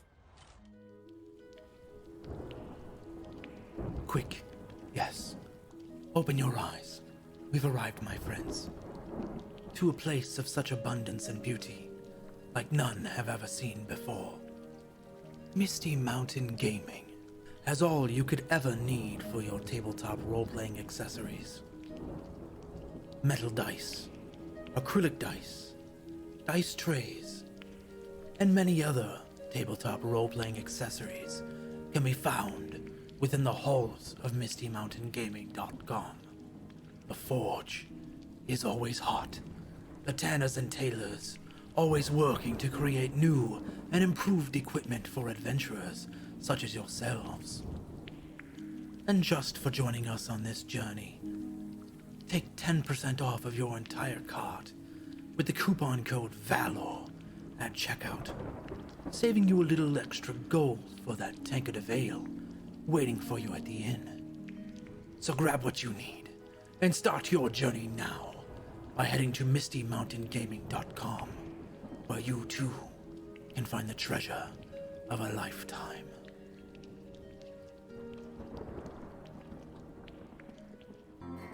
And we are back. So, yeah, folks, and with that, you can go around and check to see if any of these folks are still alive or not. No skin off your nose necessarily, but Itchy, he's completely surrendered and is willing to answer any of your questions. Yes, sir, no problem. How do you do? Okay, so I'm immediately making a beeline for Itchy. Mm-hmm. And the first thing I do, as I'm walking up to him, I reach to my belt and I pull out my Bowie knife. And as I get up to him, I reach down and grab him by the shirt collar and lift him to his feet, and then I'm gonna hold the knife to his throat. Yes, sir. How long you been with McClellan? I don't work for Mr. McClellan. Any of these boys work for him? No, sir. Who the hell are you? Well, my name's Lucius. Folks call me Itchy. On account of my quirks.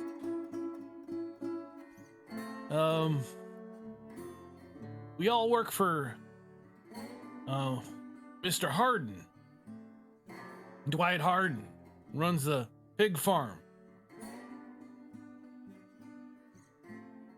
Do you have any idea who that man is that just rode off and left you and your friends for dead?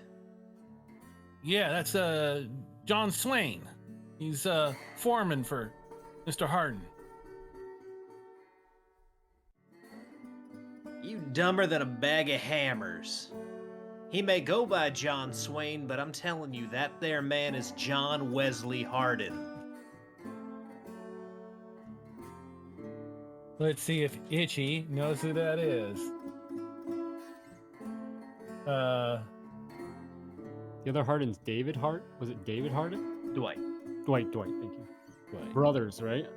No, Dwight Harden is maybe he's definitely an older feller. Might be an uncle. Oh, okay. Of his. Dwight Harden has just to refresh your memory, run twice for the position of sheriff in Missoula, lost both times, and his rumor going around town is now he's going to run for mayor instead. Makes sense. Yeah. Itchy's like, I'm sorry, sir, I don't know who that is. Well, he's an outlaw, and now so are you. And so is Dwight Harden. I don't know what to say about that, sir, but I promise you, I was just trying to make a day's pay doing what the boss ordered me to. Well, Said that Mr. Harden told us to make sure you don't make it back to Missoula. Well, maybe Mr. Harden didn't know this particular piece of information, and I show him the badge. But you and your boys just opened fire on a Missoula deputy. I did not know that, sir. I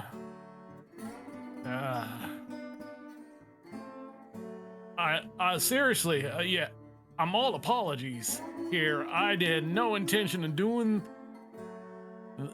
any sort of like hangable offense necessarily. Well, I didn't even know what we were supposed to be doing when we got out here. It just said bring the rifles, and I just, I did. And then all hell broke loose, and folks started getting shot up left and right of me.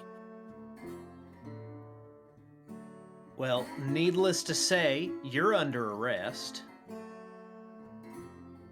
Okay. You're gonna testify at Dwight Harden's trial, where we're gonna find him guilty and hang him by the neck.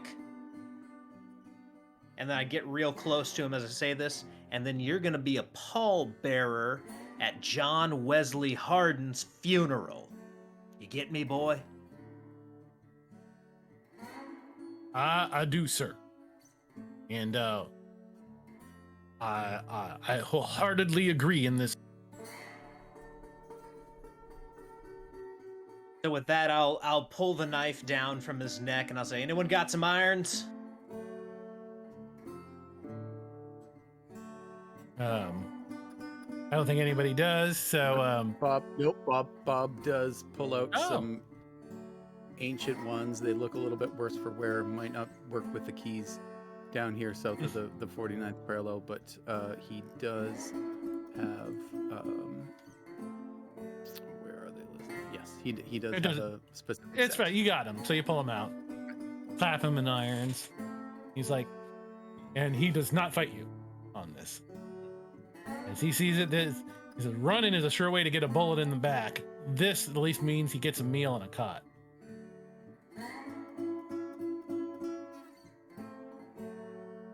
And unless anyone else volunteers, I can take him on my horse.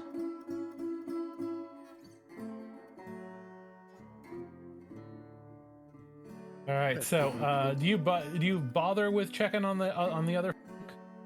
Bob certainly makes the rounds with his doctor's bag. Absolutely, he's checking out everyone, climbing up the hill slower than he intended to previously, but he'll do the rounds and patch up where he can. Real quickly, there are 4 gunmen, each with the same vigor. So I'm going to check them first. What is that? Stumpy's killing it. No, okay. Oh yeah. Oh, it added them all together for some reason. Okay, so 2 of them are 2 of them are definitely flat out dead. Actually, only one of them rolled a 4 or better. So he's the only one still. So one of the 4 gunmen. Well, actually, that's Itchy. No. One of the 4 gunmen is still alive. So I'm gonna say it was Briscoe, Stumpy. I'm gonna say it was Iowa. The guy back there, he's still alive, but wounded. Better not be one of my kills. I don't remember who was who. And then there were 6 men.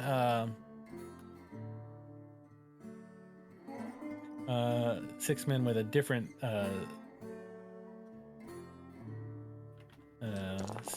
roll. One guy's definitely good.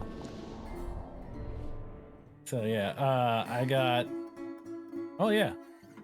A major portion of the cowboys are all still alive. I'm gonna say, except for all the ones who fell off of high ledges to their deaths.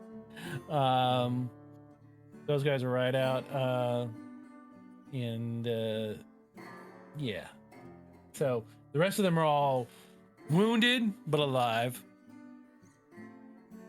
You're gonna round them all. You're gonna tie them all up. All the you got another. Sorry. 1, 2, 3, 4. Bob is without his lariat, so he's a little. 4. You got 4 guys that you need to march back to town with, in addition to Stumpy. I'll run around and grab their armaments. Yeah. At least, and then, I'm sure they're at least hurting, and just tell them to get in line, fall in line, and we'll be on our way. Okay. So, it takes a little bit longer because you have to ride slower, hauling these guys back. So from here, you make it back to Missoula past dark, but you're not. The road is clear, and you can see the city lights off in the distance as you come riding up. So you're not that concerned about it. The first thing that strikes you as you come riding across the Higgins Bridge into Missoula proper is that there's definitely not the sort of noise on the street that you're used to hearing after nighttime, after nightfall in Missoula. The eastern side of Front Street is pretty quiet, as that's what usually fairly raucous and full of noise. You do see folks out on the street, but it ain't just normal townsfolk. It appears to be units of soldiers wearing the U.S. blues, walking around in groups of 3, all African soldiers, members of the Buffalo Soldiers, that obviously came from Fort Missoula and are now patrolling the streets here, keeping everybody indoors and everything quiet.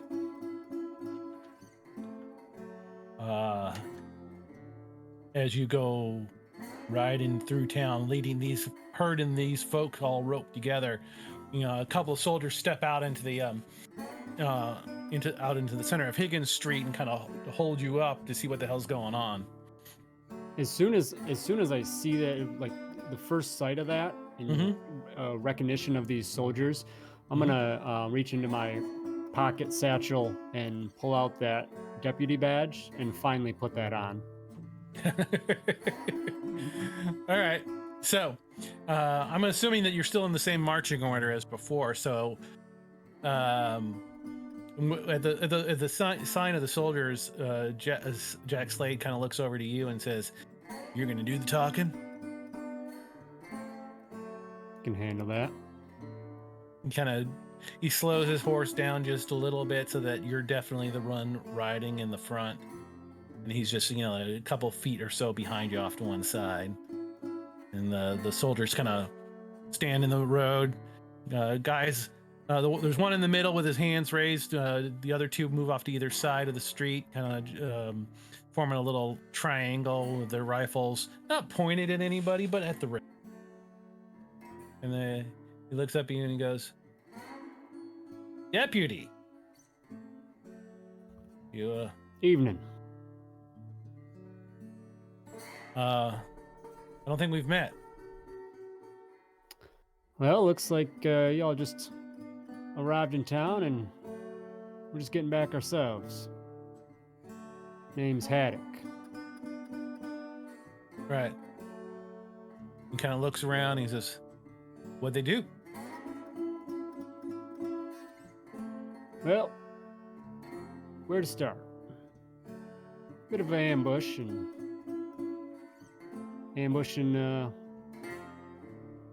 me and my counterparts. Wearing our tin, of course. It's not what you want to be doing, so. All right. Well, there's a curfew.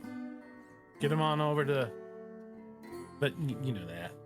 He seems like he figures you should know what's going on. He kind of like waves you past.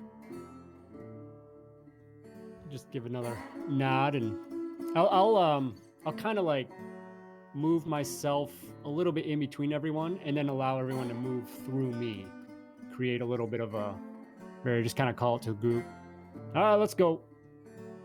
All right. So, Jim, what are you doing? When I see the buffalo soldiers around, Yeah. I kind of straighten up a little bit and start looking a little bit more official. Like Okay. I'm cool with Amy doing the talking. I'm kind of in the rear. I've got kind of like leading the guys. A nod, tip my hat. All right. So I am going to shuffle this deck of cards right here, physical deck right here in my hand. As a former member of the Buffalo Soldiers, there's always the chance that you're going to run into somebody you served with. Yes. I'm going to shuffle this deck, and if I pull a face card, it is so. Okay. And we'll then see if they recognize you or not. But first of all, let's just see if these are just some other guys or someone you actually know. Call it when you want to cut. Cut. Okay. Yeah. 5 of spades. You're all good. All right. So you don't recognize any of these fellers, these soldiers, and you go. So you feel fairly confident. You sit up straight, and you. They do all. They know give you a nod as you go by, and you head on over to the sheriff's office, which is. I don't know if Bob sort of catches that look or sees how Jim adjusts themselves in his saddle, but he might look over and suggest, "Now, your blue ain't my red, is it?"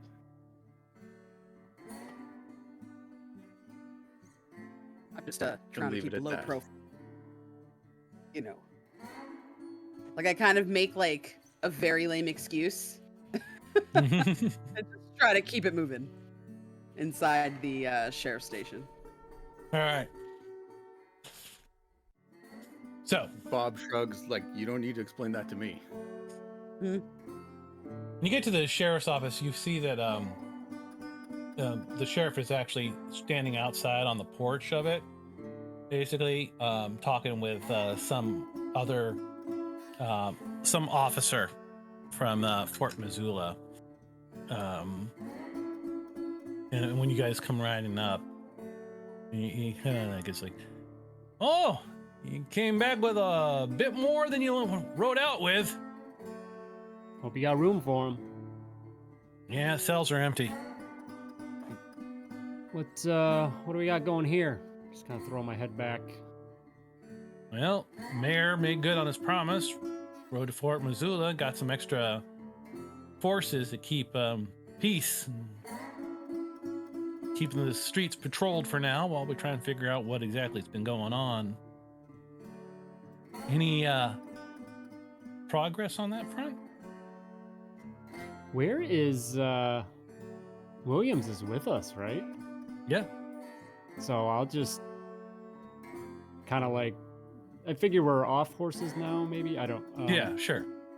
Kind of step aside and again give another head nod towards Williams. Let's. He kind of like, you know, he seems a little bit out of sorts, but you saw a difference kind of come over him back in the fight. Once the shooting started, he was, you know, very matter of fact, and now that you didn't see him like get shaky or go for the bottle at all the whole time. You like kind of fell back into old habits. And it doesn't seem like he's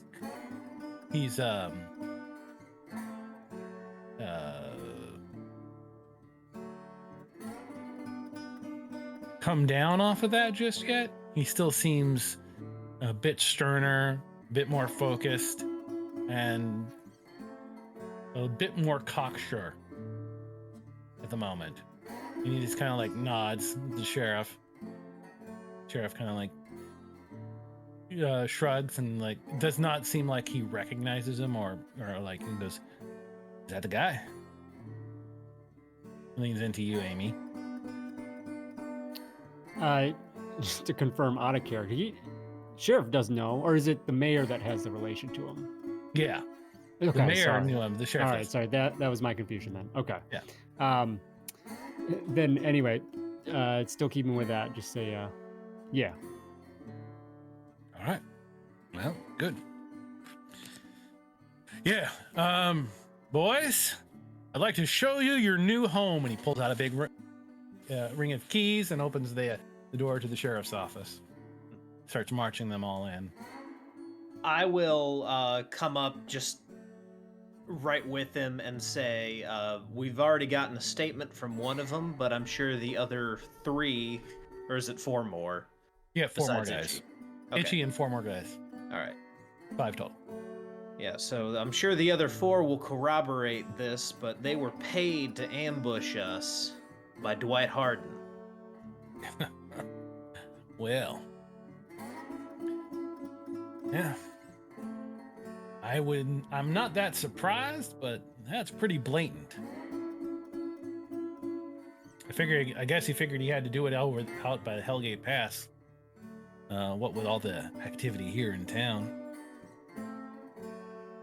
And either he didn't know or he didn't tell his men about, and I just point to the star. Well, I'm sorry, I had not had the chance to issue a press release about your promotion. Oh, it's all good. I just figure it's another rope to hang him with. All right, boys. Looks like some of you are bleeding. Let's see if you're alive in the morning. He locks the gate. Save us the trial. Slade still with us? Yeah, he's sitting there. He's leaned up against the fence post, the hitching post, not saying a word to anybody. Sheriff, you where's Mayor Woody at? Well, all the folks that you said were in danger, they've been having a little sleepover at the Sisters Cathedral. All right. Just look at the others and shall we go pay him a visit or anything else we need to take care of first? Sheriff, what time is this curfew we've been hearing about? Well, curfew's already happened at nightfall, but it's in effect now. But as deputized members of the law, of course, you are allowed to be out on the streets. Of course, of course. But everyone has to travel in groups of 3. Just in case. Is Miss Virginia Slade up in that church? No, she wasn't one of the folks on the list. All right, thank you, sir. I think she's probably at the hotel. With a grenade in the bomb shelter. I have suddenly drawn a blank on the name of the hotel. The Occidental. No, not the Occidental, not the Delmonico. Oh. Black fancy one. The fancy one. The Windsor Hotel. Yeah, the Windsor. Yeah. All right. So, which would be back on Front Street, on East Front Street. So,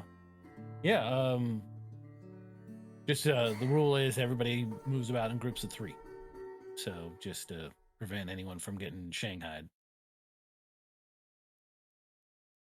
As we're headed out, I'll turn to the sheriff and say, once we put the ghost back in the graveyard, I hope you serve that subpoena. Yeah, but his relative is mine.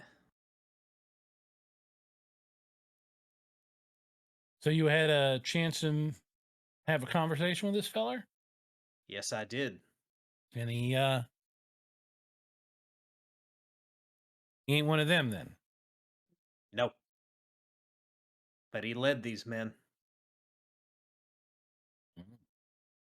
Well, not well enough.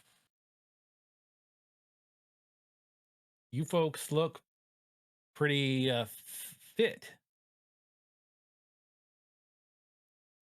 Ain't got much of a scratches on you. Couldn't have been that bad. I took one. All right. Well, so where are you guys going to go next? I think we should go to Virginia first, unless anyone wants to go to the church first. Those are. Yeah, I was going to suggest the church, but I realized. Yeah, I realize if we go to the church, if she doesn't know where people are, that'll definitely tell her where they are. Yeah, good point. Yeah, probably lean on Mr. Slade a little bit too on that, and see if he wants to go have the conversation. Jack, what do you say we go see the missus? Well, why don't you go talk to her and see how amiable she is to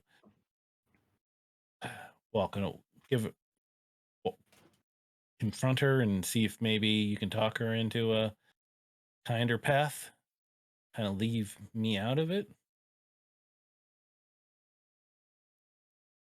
You don't want to know your bet?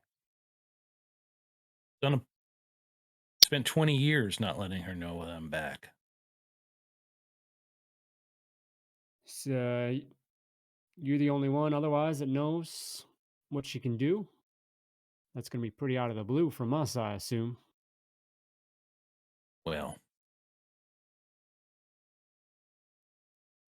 I don't know if I'm the only one. She learned it from somebody.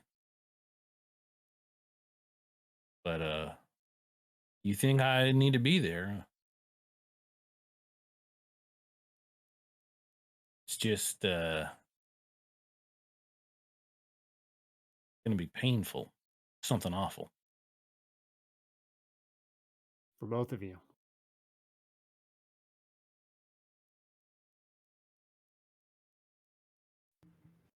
I get that.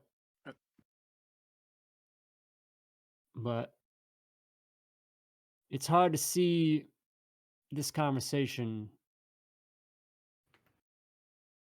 going down any path without things getting brought up that might get led back to yourself. I reckon we got a point.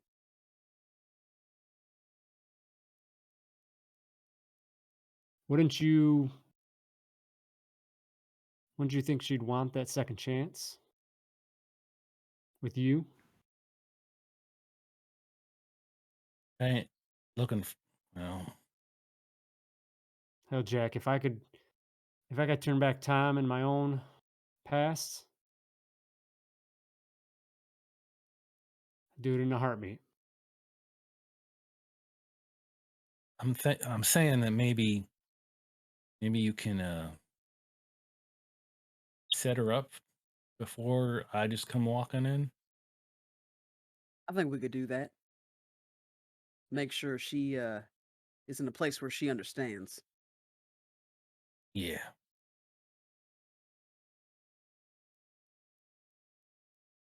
You've been walking as you have this conversation, heading back up the street over to the Windsor Hotel. You were coming around in the corner.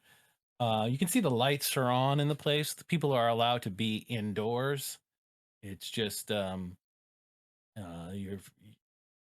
seems like as long as they have a legitimate reason to be at a business, it's allowed to be operating after hours. It's just so they don't have a whole bunch of folks who have somewhere else to be necessarily in the place. As you walk into the Windsor, there's the few people that are still here in town that have rooms at the hotel, kind of like about the in the common rooms. And Jack stops on the boardwalk outside the building. Says, "I'm gonna wait here." You can't be doing that alone. Do we know if there's like private rooms, smoking room, or something in here? Yeah, well, you saw when you were in here before, where Mhm. there's a billiard room where a lot of the rich and powerful like to get together and smoke cigars and drink brandy and play ball and make decisions about everybody else's life. Anything smaller, like somewhere that we kind of like privately go to hang out, kick people out if we need, and just You're to not too hang. sure about that. You haven't really Okay. explored the place. Yeah.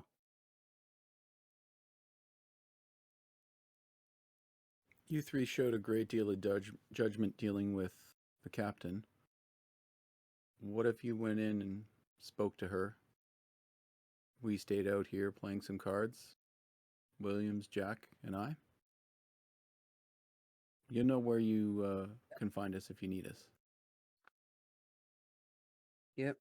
That's good with you, Bob. I reckon I've got some wins to take back from Jack. So the other three, so Morrow, Slade, and Williams. They kind of find a quiet table just inside the hotel, but not in any of the main common rooms to sit down and wait while the three of you go up looking to see if Virginia is available for a conversation. And yeah, actually, as you head up, you find that billiard room, which was full, which is sort of like partially the saloon and partially a billiards room, very well appointed with green velvet furniture and a nice, delicate wallpaper and all that sort of stuff. It's fairly empty at the moment as you come walking in, but Virginia is there. She is looking over a small, leather-bound book of some kind, and there is a bartender in the place and one other patron. You don't know who they are. Possibly another tenant in the hotel. It's pretty obvious to see that she's looking at this book, Yeah, she's just reading kind it of out there. in the open. Okay. Yeah, I walk right up to her. she looks up. And I take my hat off and I say, Virginia, it's lovely to see you tonight. Looking as Well, beautiful as ever. Mr. Freeman, good to see you again. I reach for her Yes. hand to kiss it. She put she puts her hand out and lets you do so. She goes, "Please have a seat. I was not expecting company this evening. Thing Situations being as they are, whole town has gotten a little quieter." Hope you won't mind any. No, no, no, no. Please sit. So, I motioned to the bartender to bring her more of whatever she's drinking. Tonic and gin, please, sir.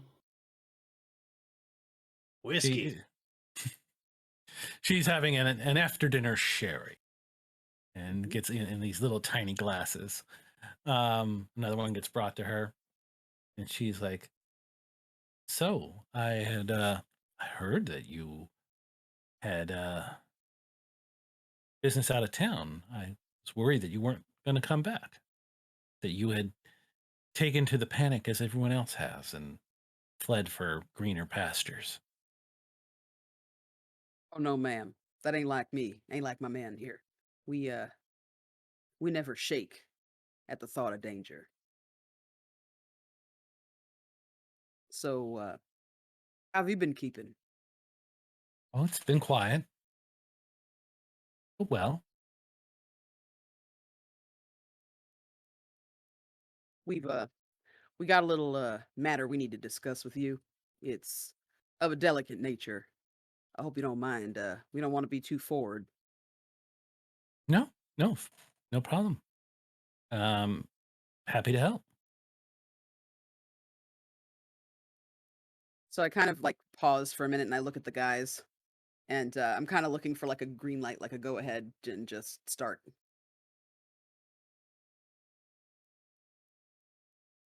Yeah, I'd pretty much just nod. Here we go. Virginia, you So sounds like be a little upset if myself or Jim didn't come back to town, huh? Well, I was growing fond of your company, she says. She says it in a way that it seems like she's means all of you, but she's not looking at any of the others of you necessarily. Looking at Jim though. Yeah. Yeah, yeah. It's good it's good when those you love come back. She seems a little Your friends, you know. perplexed by your the way you the by your the way you said that. She goes, "Well, a familiar face is always nice to see." I'll look at Jim now and kind of try and pass off the baton. So I kind of grasp her hand in mine and I look at her, kind of deepening our gaze. And I say, I love nothing more than coming down here and seeing your beautiful face, but and out of town we got a little bit of little news. And I just want to let you know whatever comes out of my mouth next hadn't changed my feelings about you. I still think you're one of the fairest women in this whole city, if not the fairest. And I hope we can continue courting, if you will. But Her eyes begin to like narrow as she seems like she senses something is I'm gonna coming. kind of keep an eye on her hands. thanks, Amy. So I kind of continue. I see her glance kind of away, but I'm trying to stay the course. So I kind of hush my voice and look around and I say, your husband, Mr. Slade. It's You been see quite her. some time since you've seen him. She goes and goes, "Yes, it's been some time since he died." She kind of pulls her hand away. and then crosses the two of them on the table in front of you, kind of intertwining her fingers with herself.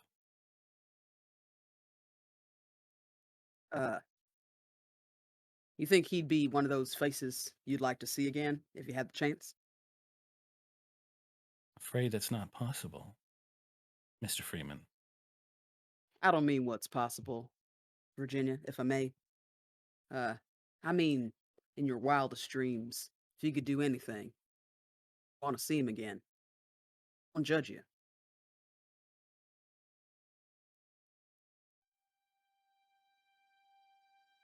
My husband was a good man, and I do miss him dearly. But that was a long time ago. And I'm afraid life interminably goes on.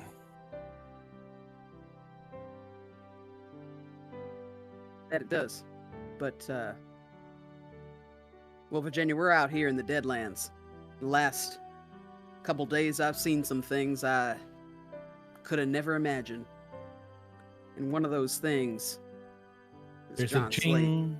jangle sound of spurs coming up the stairwell. Prepare yourself. We want to do the right thing. She's been paying attention to what you've been saying, but apparently at some point as she hears the spurs as well, and her eyes go wide, she turns slowly towards the staircase, sees the hat and the black coat come up the stairs first, and you see her kind of back away from you all and kind of stumble back into the wall behind her. She stands up, and John Slade comes around the bend of the stairs. Her hand jumps to her face, covers her mouth in a gasp of both strange anguish and sorrow mixed with joy, and perhaps a flash of revulsion at his sunken, sallow, waxy skin.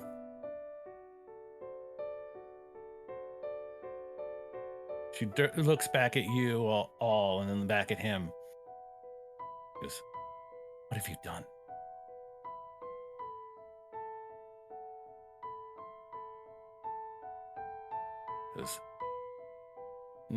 And Slade goes, "No, weren't them.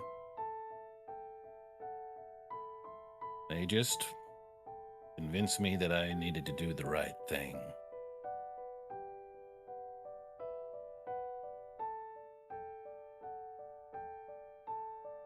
She sits back down in an uncertain chair, kind of stunned and almost, you worried for a moment, catatonic. Jack says, "Now these folk, they're concerned for you just as much as I am. We're worried, Virginia. I wanted to let you be. I wanted to see you live your life free. But you picked a dangerous, deadly road. I need you to change that road. I need you to go somewhere new and free of this darkness. Can't hang on to me any longer, Virginia. I was bad for you before I died. bartender over in the corner is like, his eyes kind of narrow at this conversation. He's like, he starts looking around. He was kind of understanding everything that was going on for a bit, and then when he starts talking about before you dine, what the? If I catch that, I'm gonna like sneak over and quietly just be like, "Another round of drinks, please." Yeah, sure. Just to have him go keep busy.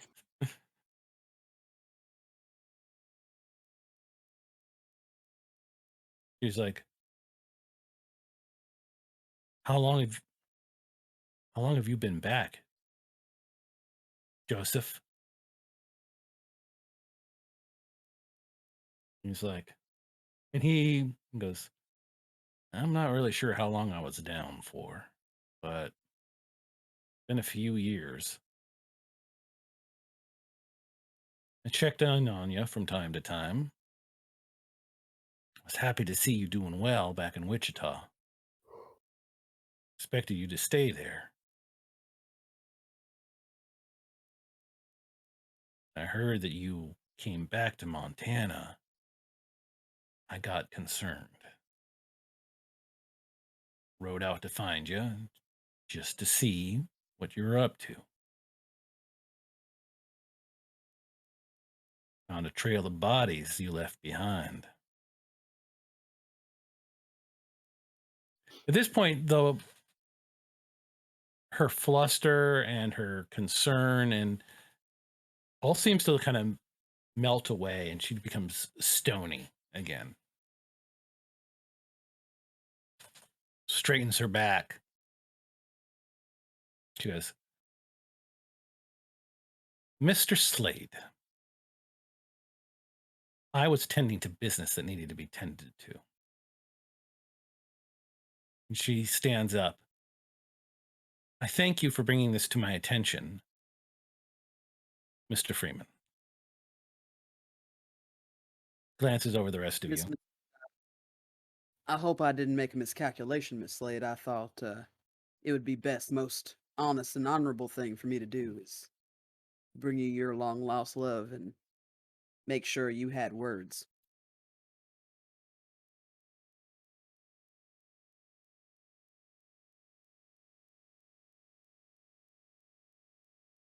I thank you for bringing this to my attention. But I think perhaps you should go. All of you. Yes, ma'am. You too, John Slade. Or you too, Joseph Alfred Slade. Crawl back into whatever hole you crawled out of.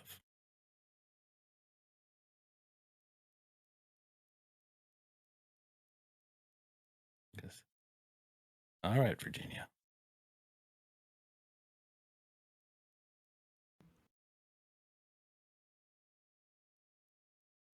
Turns, looks at the rest of you go and goes, I'll be out front. Turns to head back down the stairs.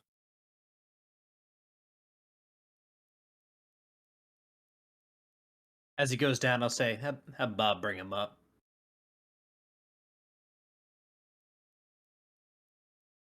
I think Bob hears that, and well, yeah. Slade comes down there and he says, "I think they got. I think they want to meet our other companion."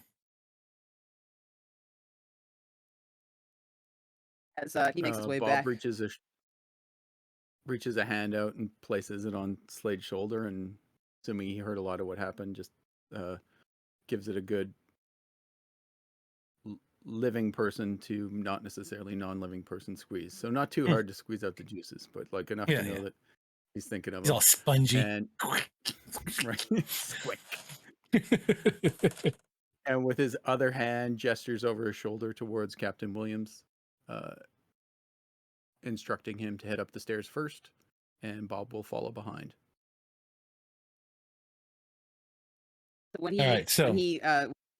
When Slade leaves, can I like just give her another acknowledgement of what's to come, so she's not just because she's obviously on the defensive. Yeah, you have a little bit of time between Slade going down and Bob and Williams coming up. What do you say? Virginia, sorry, we have one more person we'd like for you to see. We think it might fix this little miscommunication. She seems like she's going to dismiss whatever it is that you have to say next. But the words don't come out. And then she just kind of goes, fine. What is it that you expect to get out of this? She looks around at all the rest of you. Why are I you bringing this expect up? not Stop, having to worry about a bunch of sack-wearing men coming over to my mama's farm. As I have a moment of lapse in my patience. Give me a persuasion roll. Made. Ooh. Oh. You don't need any assistance. 14. That's a success and a raise. She at first attempts to like appear confused. But does not do a good job of holding on to it. And when she looks you in the eye, she looks down. I am sorry about that, Mr. Haddock. I would do anything to have another chance with my Susanna. And I'm not here to judge your history with Jack. But try and put that behind you and understand this opportunity. And if not that, then understand that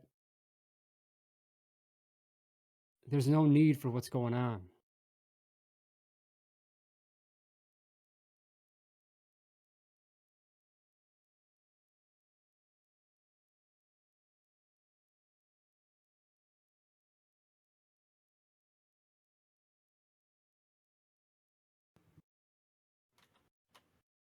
I don't know what the story is with your unfortunate Susanna. Nor would I presume to. I would hope you would do me the same consideration.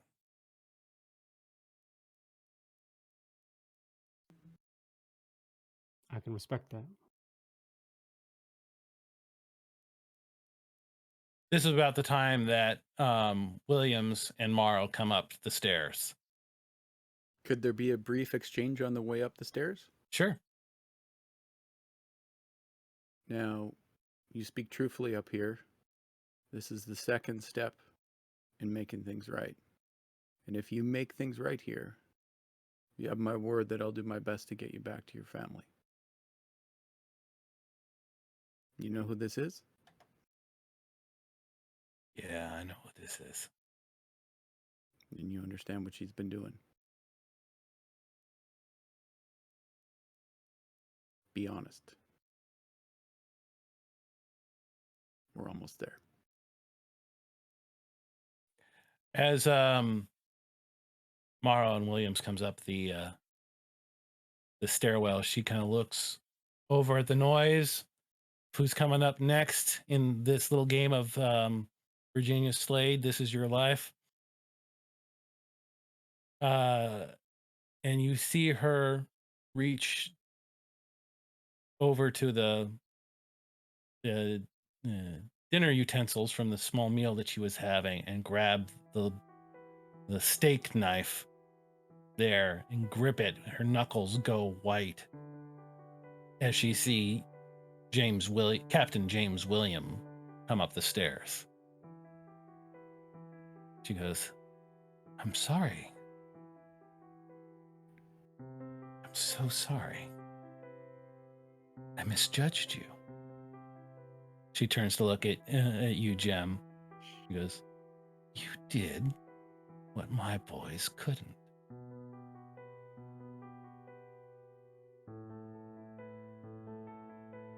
hard not to do anything for such a beautiful woman, especially in the interest of saving lives. I'm gonna hand him my shotgun. Yeah, I'm also like, I have a hand on my gun as well. And I kind of, when Jim says that, I kind of look at him like, really? Yeah. He goes, Bob's still Mr. holding the cards from downstairs. He goes, Captain Williams. And he goes, he stands he comes to a stop about 5 foot from the table, hat in hand. He says, Virginia, long time. She goes, yeah, and it has been. Well, it's good to finally see you after all this time. Had a bit of a trouble locating you. I'm aware. Virginia, please, you gotta stop. I'm awfully sorry about what happened. Things got away from us. And, I did you wrong. I did Jack wrong. He's forgiven me to an extent. Hope you can see your way to that as well. And goddess, you must stop this madness. Innocent folk are suffering. Innocent, she says. What do you know of innocent? I've never met a man with more blood on his hands than you, Captain John Williams.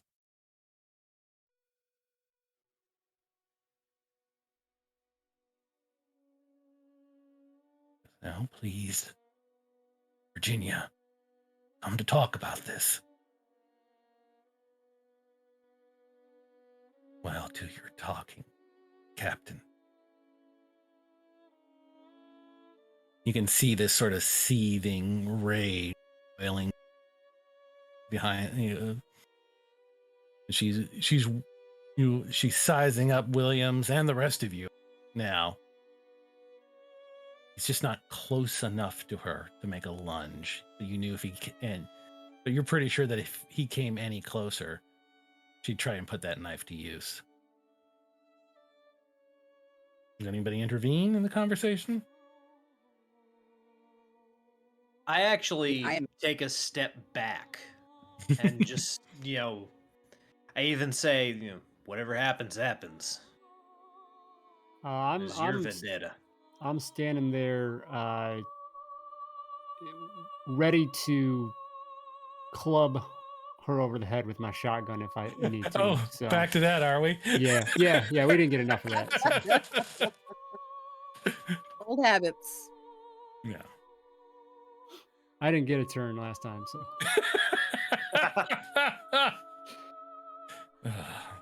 I think Jem would. Obviously, this is escalating. Kind of stand up, sit back on the table, hands up, and say, "Now, Virginia, we don't want to do nothing that we can't undo. We brought him here so you could talk to him, have it out, but we ain't here to take you out or nothing, girl. We're just trying to settle old scores." Give me a persuasion roll.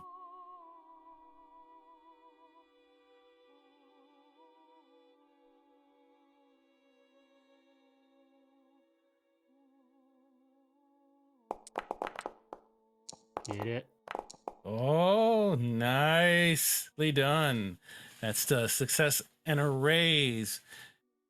With that, you see her grip on the knife loosen. And you see drops of blood on the handle of the blade as she lays it down. And you can see where her nails were digging into the palm of her hand. She was clenching it so hard. You ain't alone here, girl. You ain't by yourself. We know this is a bad man, and he's come to face the music.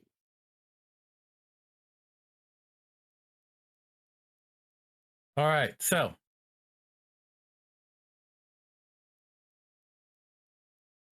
at this point, she sits back. She listens to Williams make his apologies.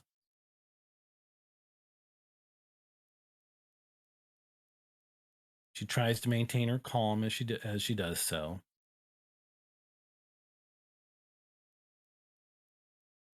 But you're not really sure if she's willing to give him that ground.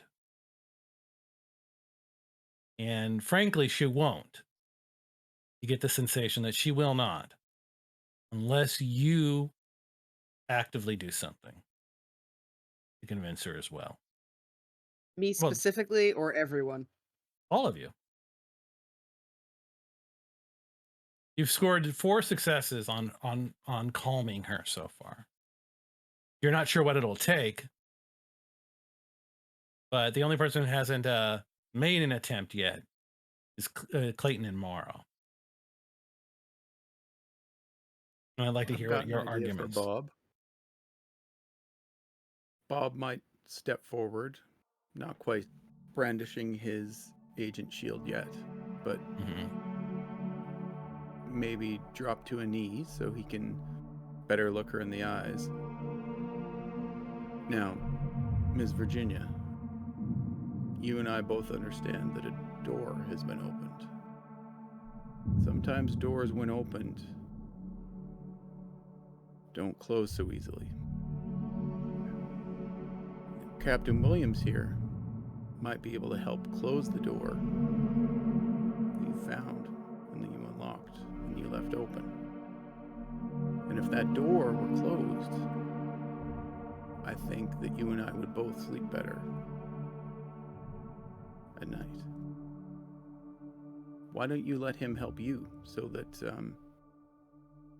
the choices that we've all made in the last little while don't need to go too harshly judged.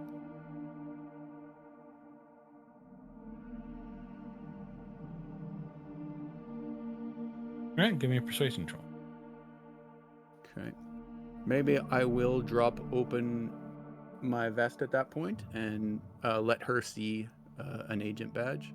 I think that provides a +1 to persuasion rolls to people that see it.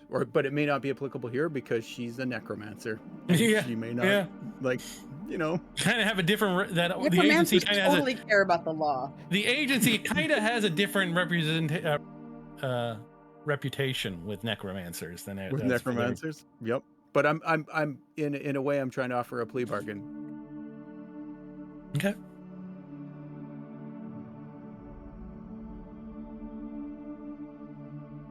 I won't add the +1. I'll let you decide if it's applicable. Hey, there's a penetration. Oh, that is a success at least. Take it. All right. Awesome. We'll take the success. That was awesome. All right. So, she listens. You're not sure she's entirely convinced. However, she goes, I think I'm fairly close to finding a resolution to this.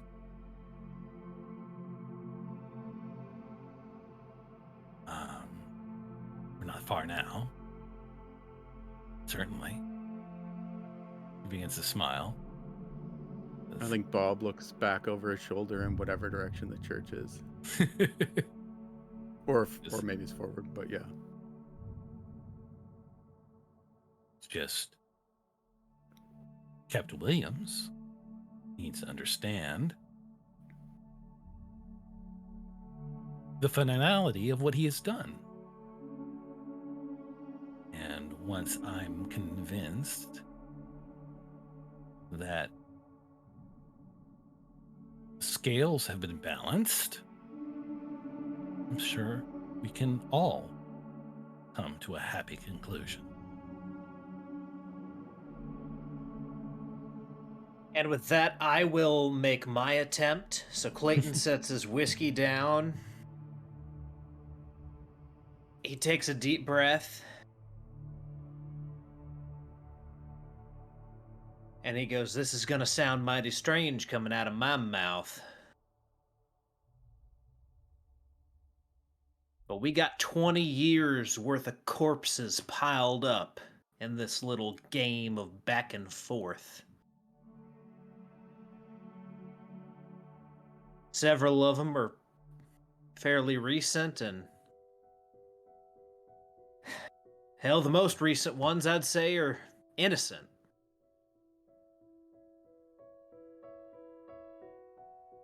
It's your choice what happens here. But think about this, Miss Virginia. Is one more corpse really going to balance the scales? And if not, how many more is it going to take? And how many more corpses before you end up just like him?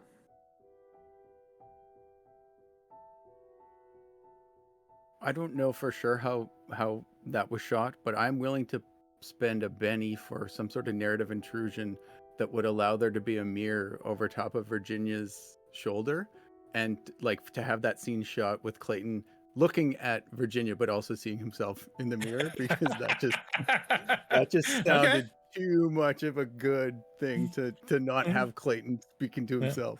I mean, there are there's usually like mirrors behind bars, so I guess Clayton could just look up and see his reflection at the mirror in the bar. I love it. Damn. Give me a persuasion roll. Yes. Oh Lord, you guys are. Oh, okay.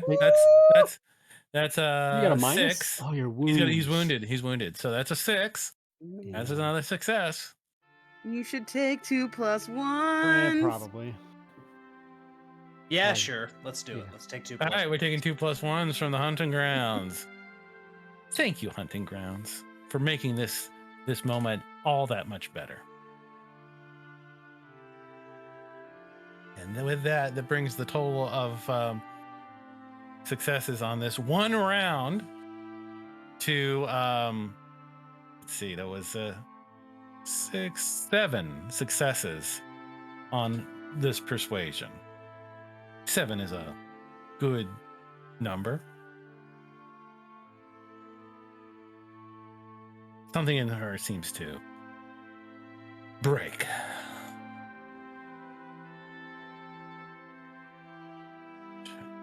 The stone or the steel in her spine kind of finally bends. She looks down at the book of poetry that she was reading when you first arrived. Feels the cover of it with her fingertips. Says, all right.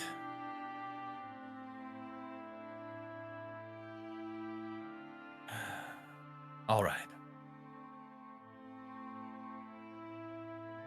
Closes her eyes.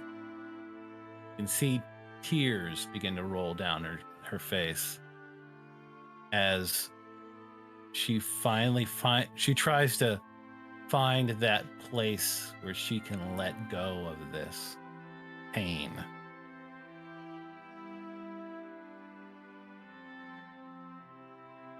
And begins to weep.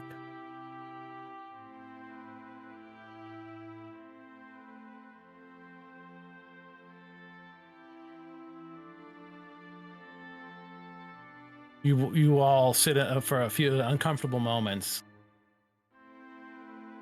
before she looks up. He says, "What do you want?"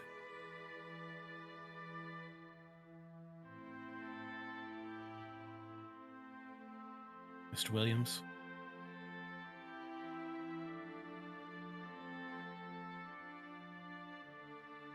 All of you? How do we undo? what's been done.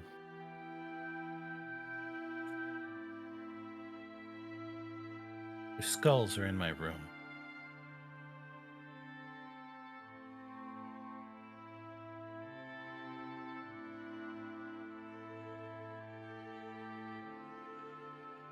I'll need them to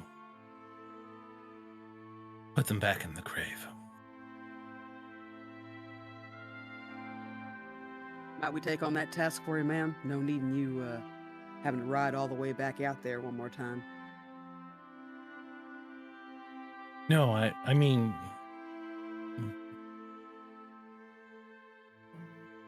there's a wax seal on each one of them.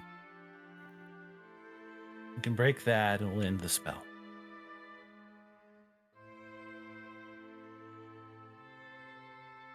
Plausible right now? What's that? Does she look plausible? Does she look genuine? She give me a. Well, there's no. You kind of have to believe. I was going to invite an occult roll, if that's applicable, to see, like. Yeah, sure. Give me an occult roll to see if breaking open the seals may well be what summons them to us. That's what I was thinking. Yeah, Bob, your occult's probably There's higher. an ace. Nice. Well, you don't know the spells, but with a success in her raise, you know that if she's using this wax seal to control them, that breaking it may if she's using the wax seal as part of the spell to force them back into the world and do her bidding, breaking them will end that. Release them. Okay. So if Jem does give a look towards But with a the group, raise, and especially Bob. Oh. but with a raise could also mean if they're coming willingly, breaking the wax seal will only end her control.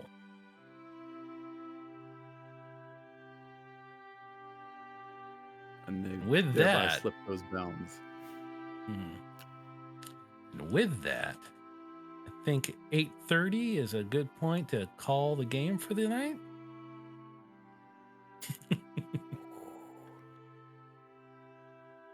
Hot damn. Very stressful. Very stressful. Two confrontations, not just one. Yeah, I was looking for a good critical failure on those persuasion rolls. I one round to convince her of this, and if any of you screwed it up, there was going to be a whole showdown happening here. Well, folks, this has been a great night. I am very happy. I want to say thank you all for tuning in out there in the audience, and I want to say big thanks to everybody here who joined me for the game. And we're going to start with Bob Morrow. Tell everybody at home who you are and where they can find you. I am Bizarre Hands. My pronouns are he, him. Thank you so much to my fellow players, and especially our dutiful Marshal. That was another solid session. I wasn't sure how we were going to top Halloween special, but that was revelations and big emotions and gunfights. So I really couldn't ask for anything else. Hunting Grounds, I appreciate you for joining us for this session. And I let you know that I am today joining you from Treaty 4 territory, the original homelands of the Cree, Saulteaux, Dakota, Lakota, Nakota, as well as the traditional homelands of the Métis.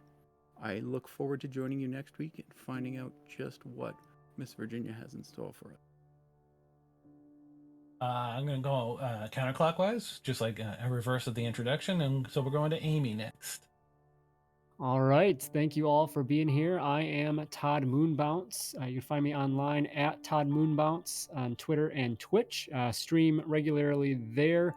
I will be online tomorrow night for my Deadlands game, running through the Headstone Hill module. If you want to check that out, starting at 9 p.m. Eastern Time.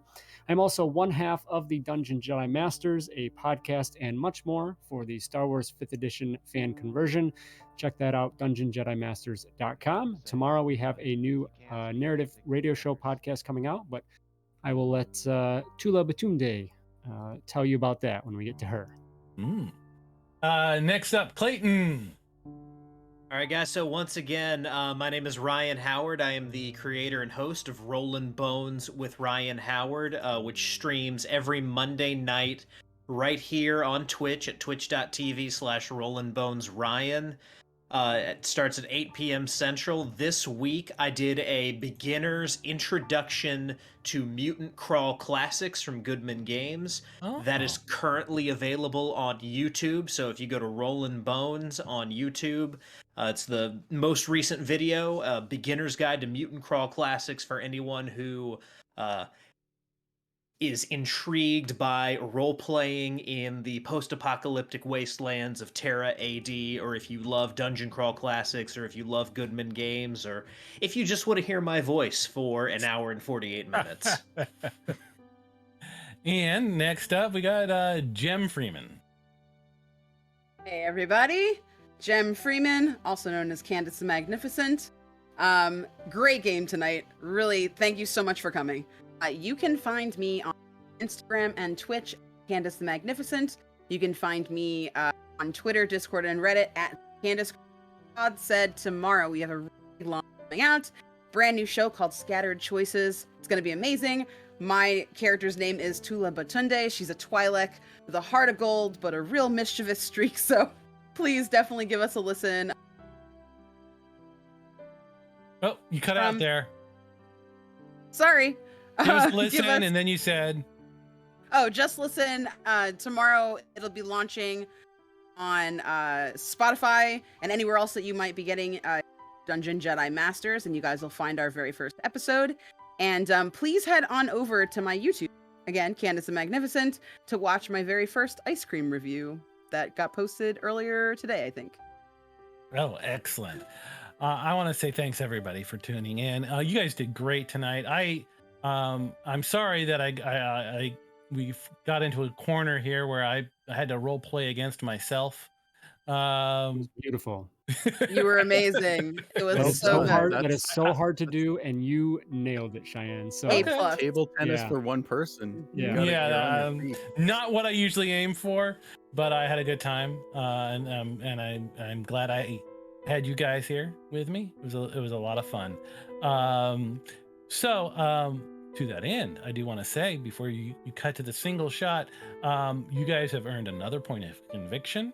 Hey. At having convinced her, and in advance, you are all leveling up. You'll start next week with one more edge or two more skills under your bumps under your belt. So we'll look forward to that, and we see the fallout of what happens when you undo this spell that she has woven. And now, for everybody out there in the hunting grounds, thank you for tuning in. It's been a blast. This is next week will be the penultimate episode of the Hellgate trilogy. Please do tune in. I have no idea what's going to happen next. Right? Yeah, I have no idea. I'm just along for the ride. Anything could happen next. But I hope you folks are there to see it. And I want to say thank you for tuning in. Thank you for all the bits that you've been throwing into the chat, keeping these guys alive. I don't throw out way enough bennies for these guys, and they're fantastic role players, and they should be getting all. And but you've been doing a pretty good job of it. I'm very, very proud of you for that. And thank you for all the love you show us. Please show it to yourself and to the other people in your life.